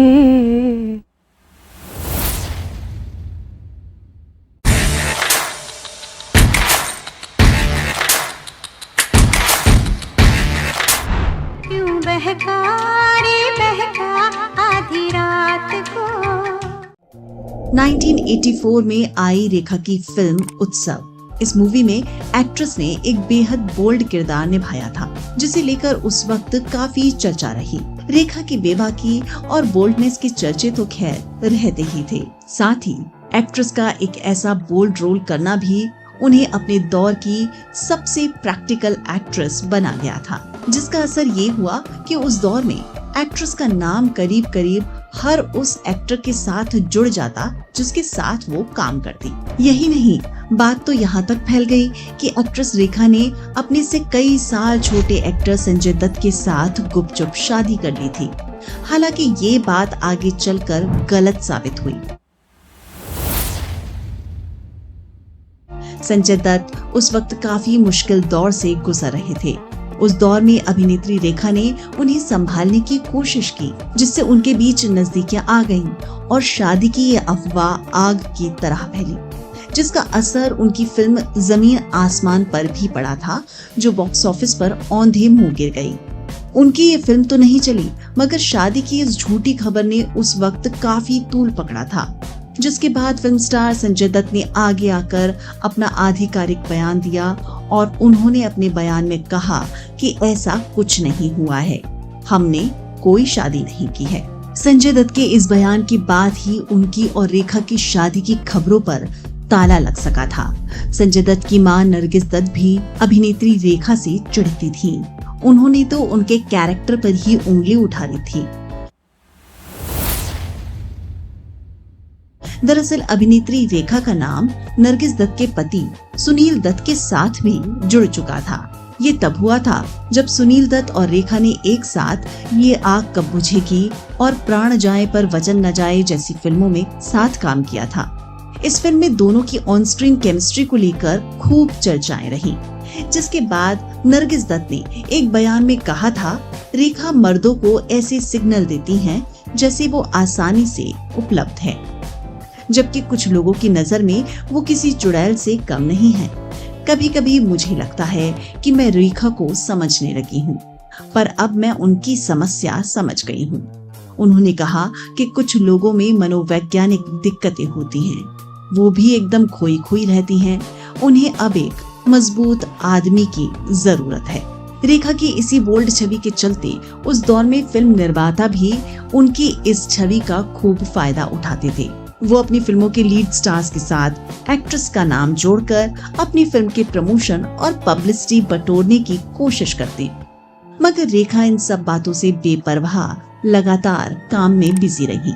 इस दौरान एक्ट्रेस का नाम उस दौर में उनके अधिकतर को स्टार्स के साथ जुड़ गया था, लेकिन अमिताभ बच्चन के लिए रेखा का प्यार कभी कम नहीं हुआ। रेखा ने अपने कई इंटरव्यूज में इशारा दिया कि वो अमिताभ के प्यार को सीने से लगाए बैठी हैं। 1988 में एक्ट्रेस ने अपनी फिल्म बीवी हो तो ऐसी में एक बेहद मजेदार किरदार निभाया। ये भले ही एक कॉमेडी फिल्म थी, लेकिन इस फिल्म में उन्होंने कई एक्शन सीन्स भी दिए थे जिनकी लोगों ने काफी तारीफ की।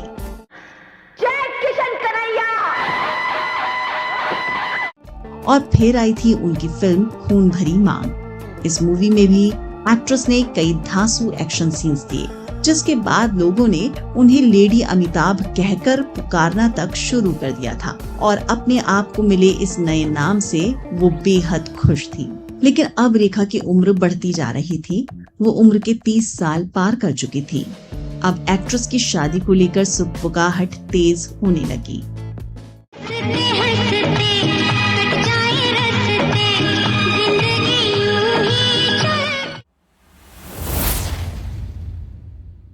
तभी एक्ट्रेस ने अपने एक इंटरव्यू में कुछ ऐसा कह दिया जिससे पता चलता है कि वो अमिताभ के लिए अपने प्यार को कभी भुला नहीं पाई।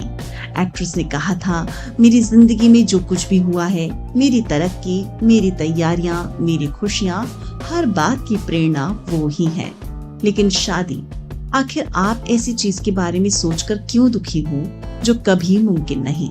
साथ ही एक्ट्रेस ने कुछ ऐसा इशारा भी दिया जिससे पता लगता है कि क्यों कभी उनकी अमिताभ के साथ शादी नहीं हो पाएगी। एक्ट्रेस ने कहा था कि अगर उनका प्रेमी अपनी पत्नी को छोड़कर उनसे शादी करना चाहेगा भी तो वो उससे शादी नहीं करेंगी। रेखा ने कहा कि मैं जानती हूँ जिस दिन उस शख्स ने अपनी पत्नी को छोड़ दिया उस दिन मेरे मन में भी उसके लिए इज्जत खत्म हो जाएगी।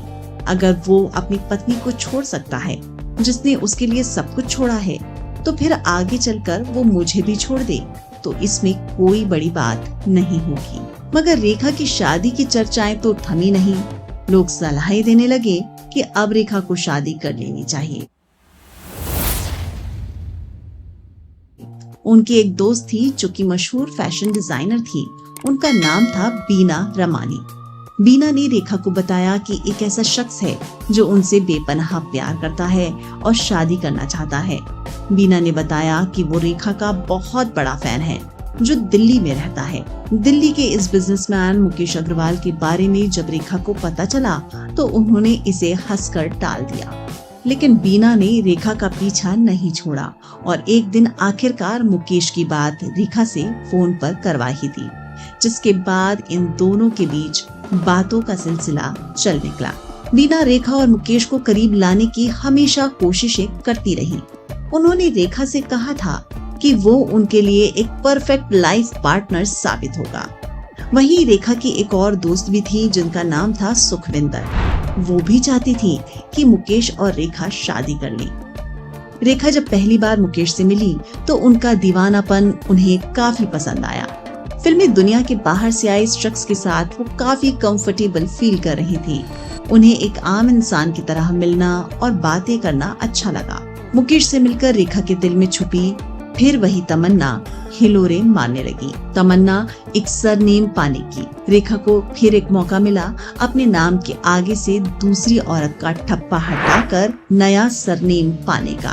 फिर जब तीसरी बार रेखा से मिलने मुकेश मुंबई आए तो उन्होंने एक्ट्रेस को सीधा शादी के लिए प्रपोज कर दिया। रेखा दंग रह गई। फिर उनकी दोस्त सुखविंदर की जोर देने पर एक्ट्रेस ने शादी के लिए हाँ कह दी। दोनों ने तुरंत ठीक उसी दिन शादी करने का फैसला किया। रेखा और मुकेश की मुलाकात को अभी सिर्फ 1 महीना ही हुआ था और इस 1 महीने में दोनों इतना करीब आ गए कि शादी के सपने संजोने लगे। उस वक्त दोनों के ही माता पिता मुंबई में नहीं थे, मगर इन दोनों ने ठान लिया था कि शादी तो करनी है। बस फिर क्या था, कांजीवरम सिल्क की साड़ी पहनकर रेखा दुल्हन की तरह सजकर तैयार हो गई और मुकेश अग्रवाल के साथ मंदिर की खोज के लिए निकल गई। शादी के लिए रेखा और मुकेश अग्रवाल ने कई मंदिरों की तलाश की जहां भीड़ कम हो, मगर कम भीड़ वाला मंदिर ढूंढने में रात के 10 बज गए। फिर एक मंदिर मिला जहां का पुजारी सो चुका था। मुकेश अग्रवाल ने उसे जगाया और शादी करवाने के लिए मनाया। जब पंडित ने दुल्हन को देखा तो उसके होश उड़ गए। उसके सामने एक्ट्रेस रेखा थी। मंदिर के पट बंद होने के बाद शादी करवाने पर पाबंदी थी, मगर पंडित ने एक्ट्रेस रेखा के लिए ये नियम ताक पर रख दिया और दोनों की शादी करवा दी। कहा जाता है कि बाद में पुजारी को इस गलती की सजा मिली और उन्हें हमेशा के लिए उस मंदिर से निकाल दिया गया। अब रेखा और मुकेश शादी कर पति पत्नी बन चुके थे। 36 साल की उम्र में रेखा अपने पति का सरनेम पा सकी।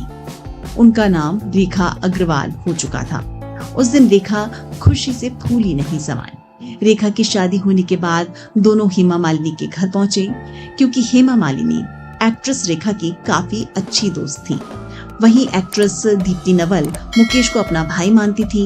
तो रेखा ने दीप्ति नवल को भी फोन लगाया और कहा, मैं तुझे ऐसी खुशखबरी सुनाऊंगी ना कि तू सुन के खुशी से पागल हो जाएगी कि लो, आज से मैं तुम्हारी भाभी बन गई। इसके तुरंत बाद रेखा और मुकेश अग्रवाल 24 घंटे के अंदर ही हनीमून के लिए लंदन चले गए। मगर ये खुशियां चंद दिनों की मेहमान थी। रेखा को शादी के 7 दिन बिताने के बाद लंदन में ही पता चला कि उनका पति डिप्रेशन का शिकार है। वो हर रोज डिप्रेशन की ढेर सारी गोलियां खाता है।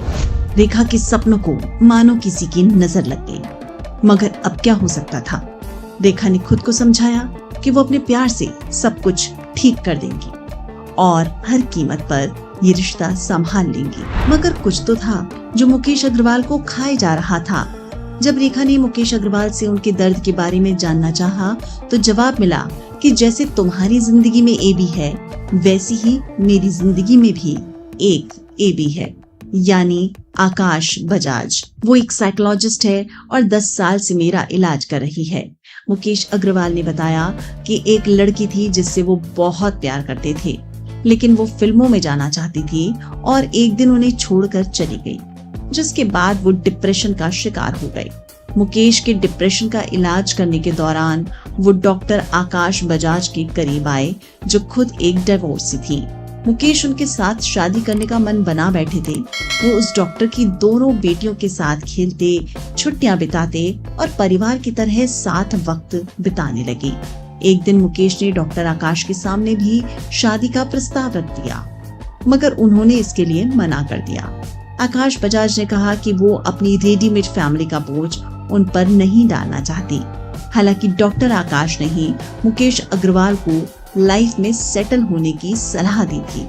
इसके बाद मुकेश अग्रवाल रेखा पर लट्टू हो गए और उनसे शादी की प्लानिंग कर ली। मगर डिप्रेशन ने मुकेश अग्रवाल का साथ नहीं छोड़ा, जिसकी वजह से कई बार उन्होंने सुसाइड की कोशिश की थी। बताया जाता है कि मुकेश अग्रवाल जब हनीमून से मुंबई लौटने के बाद अपने दोस्तों के लिए एक पार्टी रखते हैं, तो उस दौरान भी उन्होंने अपने एक दोस्त नीरज को फोन करके कहा था कि भाई, मुझे तो सुसाइड करनी है, मैं बिल्डिंग से कूदना चाहता हूँ। जिसके बाद उनके दोस्त ने मुकेश को काफी समझाया और कहा कि अभी अभी उनकी शादी हुई है, वो ऐसा नहीं कर सकते। मुकेश के दोस्त नीरज ने ये भी कहा था कि बीमारी की वजह से वो कई बार ऐसी हरकतें कर चुके थे। कभी वो नींद की गोलियां खा लेते थे, तो कभी खुद ही स्विमिंग पूल में डूबने की कोशिश करते थे, मगर हर बार किस्मत उन्हें बचा लेती थी। रेखा इन सारी बातों से अनजान थी। वो मुकेश के साथ अपनी हंसती खेलती शादीशुदा जिंदगी का दिखावा करने लगी। रेखा ने साल 1990 में एक बार फिर 15 अप्रैल के दिन अपनी मां पुष्पावली और पिता जेमिनी गणेशन के सामने मुकेश अग्रवाल के साथ दोबारा शादी रचाई थी। उनकी ये शादी एक प्रसिद्ध मंदिर में हुई, जहां मुकेश और रेखा ने पूरे रीति रिवाजों के हिसाब से फेरे लिए। मुकेश से शादी के बाद रेखा फिल्में छोड़कर दिल्ली में सेटल होने की तैयारियां करने लगी। वो मां बनने के ख्वाब भी बुनने लगी। मगर दिल्ली आते ही रेखा को मुकेश के बारे में कुछ ऐसा पता लगा कि जिससे उनका दिल टूट गया। रेखा जब भी मुंबई से दिल्ली पहुंचती, उनके पति मुकेश दोस्तों को घर पर बुलाकर पार्टियां देते, जिससे धीरे धीरे उन्हें समझ में आया कि मुकेश के लिए वो सिर्फ एक पत्नी नहीं, बल्कि एक ट्रॉफी वाइफ है, जिसके जरिए वो अपने दोस्तों के सामने शेखियां बघारा करते थे। फिर रेखा को पता चला कि मुकेश का बिजनेस भी डगमगाने लगा है। उन्होंने मुकेश को अपने कारोबार पर ध्यान देने की सलाह दी, पर मुकेश खुद उल्टा मुंबई आकर रेखा के साथ जिंदगी बिताने लगे। वो रेखा के साथ फिल्मी सेट पर जाते, रेखा के जरिए प्रभावशाली लोगों के संपर्क में आने की कोशिशें करने लगे और अक्सर रेखा से कहते कि वो उन्हें राजीव गांधी से मिलवा दें। ये काम उनके लिए बहुत आसान है। तब रेखा ने कहा था कि वो उन्हें जानती जरूर हैं, मगर वो उनके दोस्त नहीं हैं। फिर कभी वो उन्हें माधवराव सिंधिया से मिलवाने की जिद करने लगते, कहते कि मुझे ग्वालियर में एक फैक्ट्री खोलनी है। अब रेखा को इन सब बातों से चिढ़ होने लगी। वो मुकेश का बिजनेस कार्ड नहीं बनना चाहती थी। जिसकी वजह से दोनों के बीच झगड़े होने लगे। एक सरनेम की चाह ने रेखा को बिना सोचे समझे एक ऐसी शादी में कूदने पर मजबूर कर दिया जिसका अब कोई किनारा नजर नहीं आ रहा था।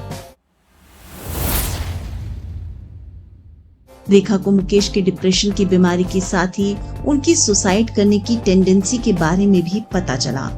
अब इससे वो और टूट गई। उन्हें समझ नहीं आया कि आखिर वो क्या करें, कैसे इस रिश्ते को संभालें। अब ये रिश्ता उन्हें कचोटने लगा। रेखा ने मुकेश से दूर होने की कोशिश की। उन्हें लगा कि शायद ये दूरियां उनके रिश्ते को मजबूत बना दें और वो दोबारा एक साथ हो जाएं। अब रेखा ने दिल्ली आना कम कर दिया। फोन कॉल्स पर भी बात कम हो गई। रेखा को समझ नहीं आ रहा था कि मुकेश के साथ उनकी शादी प्यार के चलते हुई थी या सिर्फ इसलिए कि वो एक सफल बॉलीवुड अभिनेत्री के साथ शादी करके अपना रुआब कायम कर सके। मुकेश के दोस्त ने बताया कि उन्हें हमेशा से फिल्मी दुनिया के लोगों के साथ संपर्क बनाने की चाह रही थी। वो हमेशा दिल्ली आने वाले फिल्मी सितारों को अपने घर पर भी खाने के लिए बुलाया करते थे। अब रेखा के दूर जाने से मुकेश और भी तिलमिला गए। अब वो फिल्मी मैगजीन्स में जाकर अपने रिश्तों के बारे में खुलकर बात करने लगे, जिससे इन दोनों के रिश्तों में कड़वाहट और घर कर गई। रेखा मुकेश के साथ अपनी शादीशुदा जिंदगी के जहां हसीन किस्से लोगों को बताती, तो मुकेश उनकी पोल खोल देते। रेखा और मुकेश की पर्सनल लाइफ अब फिल्मी मैगजीन्स को चटपटी खबरों का मसाला देने लगी थी, जिससे रेखा को ठगा हुआ सा महसूस हुआ और उनका रिश्ता जो करीब करीब खत्म होने की कगार पर ही था, पूरी तरह टूट गया। रेखा ने कभी नहीं सोचा था कि मुद्दतों बाद जो उनकी जिंदगी में खुशियां आईं, वो चंद महीनों में यूं चली जाएंगी। अब उन्होंने अपने इस टूटे हुए रिश्तों को संभालने की बजाय दोबारा से काम पर ध्यान लगाना शुरू कर दिया और फिल्मों में बिजी हो गई। लेकिन मुकेश नहीं माने और अपनी शादीशुदा जिंदगी को लेकर मीडिया में बयान देते रहे। एक दिन तंग आकर रेखा ने मुकेश को फोन किया और साफ कहा कि अगर उनकी शादी नहीं चल पा रही है तो इसमें वो दोनों कुछ नहीं कर सकते, इसलिए बेहतर है कि दोनों अपनी जिंदगी में आगे बढ़े। रेखा ने कहा कि वो उस तरह की लड़की नहीं जो अपने खोखले रिश्ते का ढोंग करे और लोगों को धोखा दे। फिर ऐसे रिश्ते का क्या फायदा कि जब इस रिश्ते का कोई भविष्य ही ना हो। जल्दी ही दोनों की बातचीत रंग लाई और दोनों तलाक लेने को तैयार हो गए। लेकिन तलाक की कार्रवाई के दौरान भी मुकेश दोबारा से रेखा के करीब आने की कोशिशें करते रहे, लेकिन अब रेखा ने पीछे वापस न लौटने की कसम खा ली थी, क्योंकि वो जानती थी कि ये रिश्ता कभी नहीं पनप सकेगा। दोनों के विचार एक दूसरे से काफी अलग थे। अब मुकेश फिर डिप्रेशन में जाने की बातें करने लगे। उनके दोस्त नीरज ने बताया कि मुकेश ने उन्हें एक बार फिर फोन करके आत्महत्या करने की धमकियां देना शुरू कर दिया। वो कहते थे कि अब वो आत्महत्या कर लेंगे। नीरज ने सोचा कि अब तो ये उनका एक पैटर्न बन चुका है। वो ध्यान खींचने के लिए ऐसी बातें कहते रहते हैं। फिर एक दिन मुकेश ने सच में आत्महत्या की कोशिश की और इस बार वो सफल हो गए। उन्होंने दिल्ली स्थित अपने फार्म हाउस के बेडरूम में कथित तौर पर अभिनेत्री रेखा के एक दुपट्टे से खुद को फांसी लगाकर आत्महत्या कर ली। उस वक्त रेखा न्यूयॉर्क में एक स्टेज शो कर रही थी जब मुकेश की भाभी ने रेखा को फोन किया और इस घटना के बारे में बताया। उनके पैरों के नीचे से जमीन निकल गई। क्या हुआ? क्या हुआ? ऐसा नहीं हो सकता। कैसे नहीं?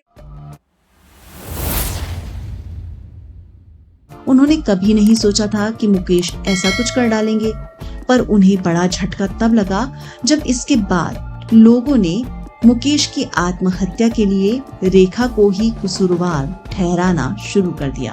मुकेश की मां ने रेखा को इस घटना के लिए जिम्मेदार माना।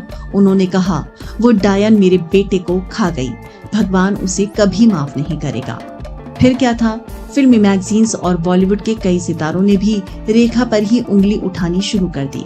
इस दौरान रेखा की एक फिल्म थी शेषनाग, जो उस वक्त रिलीज हुई थी, जिसका बॉक्स ऑफिस पर काफी खराब प्रदर्शन रहा। इस फिल्म के पोस्टर्स पर तो लोगों ने रेखा की तस्वीर पर कालिख तक पोतनी शुरू कर दी थी। एक फिल्म निर्देशक ने तो यहाँ तक कह दिया था कि रेखा एक नेशनल वैम्प है। रेखा के दामन पर ऐसा बदनुमा दाग लग गया है जिससे उबरने में उन्हें सालों लग जाएंगे। कहा जाने लगा कि रेखा के चलते अब फिल्म अभिनेत्रियों को कोई परिवार अपने घर की बहू नहीं बनाएगा। किसी ने उस वक्त सिक्के का दूसरा पहलू देखने की परवाह नहीं की। सालों बाद अपनी जिंदगी में घटी इस घटना पर भी आखिरकार रेखा ने बात की। उन्होंने कहा, आई डिडंट किल मुकेश। पहली बात कि मैं कभी तलाक नहीं लेना चाहती थी। खुद मुकेश ने तलाक के लिए प्रस्ताव दिया था। रेखा ने बताया कि उन्होंने हनीमून के दौरान ही महसूस किया था कि वो दोनों एक दूसरे के लिए नहीं बने हैं। सिर्फ अरेंज मैरिज के लिए अपने क्रेज के चलते उन्होंने ये शादी जल्दबाजी में कर ली। रेखा ने कहा कि अगर दो लोग ऐसा मानते हैं कि वो एक दूसरे के लिए नहीं बने हैं तो फिर अलग होने में कोई बुराई नहीं है। साफ साफ बता, तुम क्या चाहते हो? डिवोर्स? हमारे रिश्ते में एक ऐसा मोड़ आ गया था जहां हमारे मतभेदों का सुलझ पाना नामुमकिन था और हम दोनों अलग होने के फैसले पर तैयार थे। लेकिन हर तरफ ये झूठी खबर फैलाई गई कि मुकेश ने मेरे दुपट्टे से लटककर सुसाइड किया है। ये मेरी बेवफाई का सबूत है। लेकिन लोग इस नतीजे पर कैसे पहुँचे कि वो दुपट्टा मेरा ही था? क्या उस पे मेरा नाम लिखा था? लेकिन हर कोई ये साबित करना चाहता है कि मैंने मुकेश को मारा है। रेखा के इस इंटरव्यू के बाद भी लोग चुप नहीं हुए, बल्कि अब लोगों की उंगली उनकी फीमेल सेक्रेटरी फरजाना पर उठने लगी, जो साय की तरह रेखा के साथ रहती थी। रेखा की सेक्रेटरी फरजाना बिल्कुल टॉम बॉय की तरह हैं, जो अभिनेत्री रेखा का दायां हाथ बन चुकी है। बिना फरजाना से मिले कोई रेखा तक पहुंच भी नहीं सकता।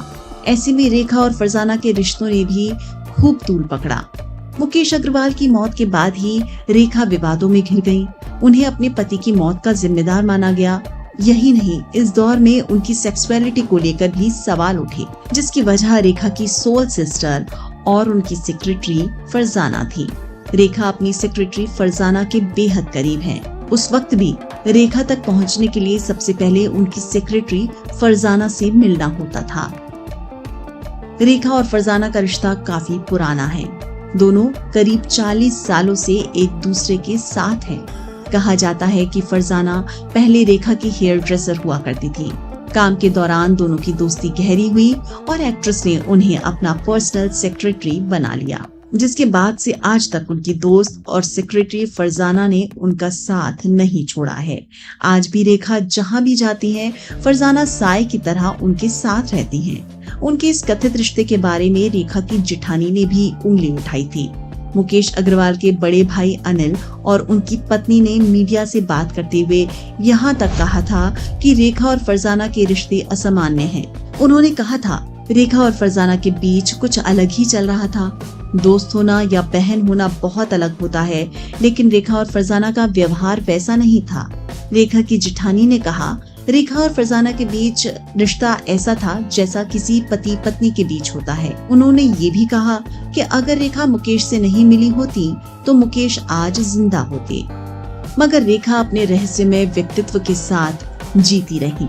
अपने और फरजाना के रिश्तों पर उठ रही उंगलियों पर रेखा ने आखिरकार चुप्पी तोड़ी और कहा, हमारे बारे में जो भी कहा जा रहा है या जो कुछ भी फैलाया जा रहा है वो एक बीमार सोच की पैदाइश है, इसके सिवा कुछ नहीं। तो फिर रेखा के पति मुकेश अग्रवाल ने आत्महत्या क्यों की? क्या रेखा मुकेश अग्रवाल की दौलत हड़पना चाहती थी? क्या उनकी नजर मुकेश अग्रवाल के पैसों पर थी? लेकिन इन सवालों का खंडन भी मुकेश के भाई अनिल ने कर दिया। उन्होंने कहा कि ऐसा नहीं है, क्योंकि रेखा ने कभी उन लोगों से पैसों को लेकर कोई बात नहीं की और ना उनके परिवार से कुछ मांगा। पति की मौत के बाद रेखा ने खुद को अपने घर में कैद कर लिया। उन्होंने लोगों से मिलना जुलना, बाहर आना जाना बंद कर दिया। साथ ही उन्होंने उन सभी फिल्म निर्माताओं की फिल्में करने से मना कर दिया जो उन्होंने अपने पति मुकेश की मौत से पहले साइन की थी। वो नहीं चाहती थी कि शेषनाग की तरह ही बाकी फिल्में बॉक्स ऑफिस पर डूब जाएं और प्रोड्यूसर्स का पैसा डूबे। वो अपने लिए लोगों के बीच में नफरत महसूस करने लगी थी, वो भी उस गुनाह के लिए जो उन्होंने किया ही नहीं था। लेकिन एक फिल्म निर्माता थे केसी बुकाड़िया। उन्होंने रेखा की इस अपील को मानने से इनकार कर दिया। उनकी फिल्म भारत की नारी में एक्ट्रेस रेखा काम कर रही थी। बाद में एक्ट्रेस ने अपने खिलाफ चल रही नेगेटिव खबरों के चलते इस फिल्म को छोड़ना चाहा, लेकिन केसी बुकाड़िया ने ऐसा करने से मना कर दिया और उन्होंने अभिनेत्री रेखा पर अपना विश्वास कायम रखा। बाद में उन्होंने इस फिल्म को फूल बने अंगारे के नाम से रिलीज किया, जो उस दौर की एक बड़ी हिट फिल्म साबित हुई थी। महीनों बाद जब एक्ट्रेस ने इस फिल्म की शूटिंग के लिए खुद को घर से बाहर निकाला तो सेट पर उनकी एक झलक पाने के लिए हजारों लोगों की भीड़ लग गई। वो रेखा का स्वागत करने लगे। पहले तो रेखा ने कार में से लोगों की भारी भीड़ को देखा और वो सहम गई, मगर फिर जब उन्हें लोगों का प्यार मिला तो उनका हौसला बढ़ा। उनकी आंखों में खोई चमक लौट आई। अभी रेखा दोबारा से अपनी सामान्य जिंदगी में लौटी ही थी कि उनकी जिंदगी में एक और दर्दनाक घटना घटी। 28 अप्रैल 1991 में उनकी मां पुष्पावली का निधन हो गया। अब रेखा से उनकी जिंदगी का वो सबसे मजबूत साथ भी छिन गया, जो उनके साथ हमेशा हर परिस्थिति में खड़ा रहा। एक बार फिर रेखा अपने घर की 4 दीवारियों में कैद हो गई और फिर से उन्होंने लोगों से मिलना जुलना बंद कर दिया।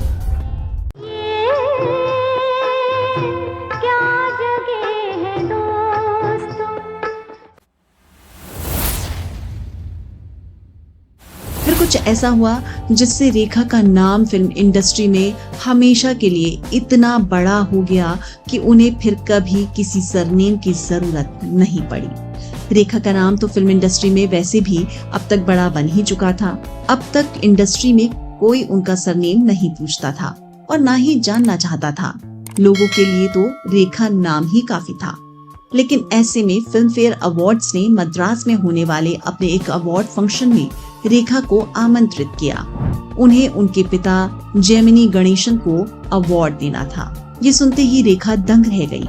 फिल्म फेयर का ये फैसला था कि जेमिनी गणेशन को उनकी बेटी रेखा के हाथों लाइफ टाइम अचीवमेंट अवार्ड मिले। रेखा के लिए ये पल मानो जिंदगी भर की सौगात ले आया। रेखा ने मद्रास पहुंचकर अपने पिता के पैर छुए और उन्हें लाइफ टाइम अचीवमेंट अवार्ड से सम्मानित किया।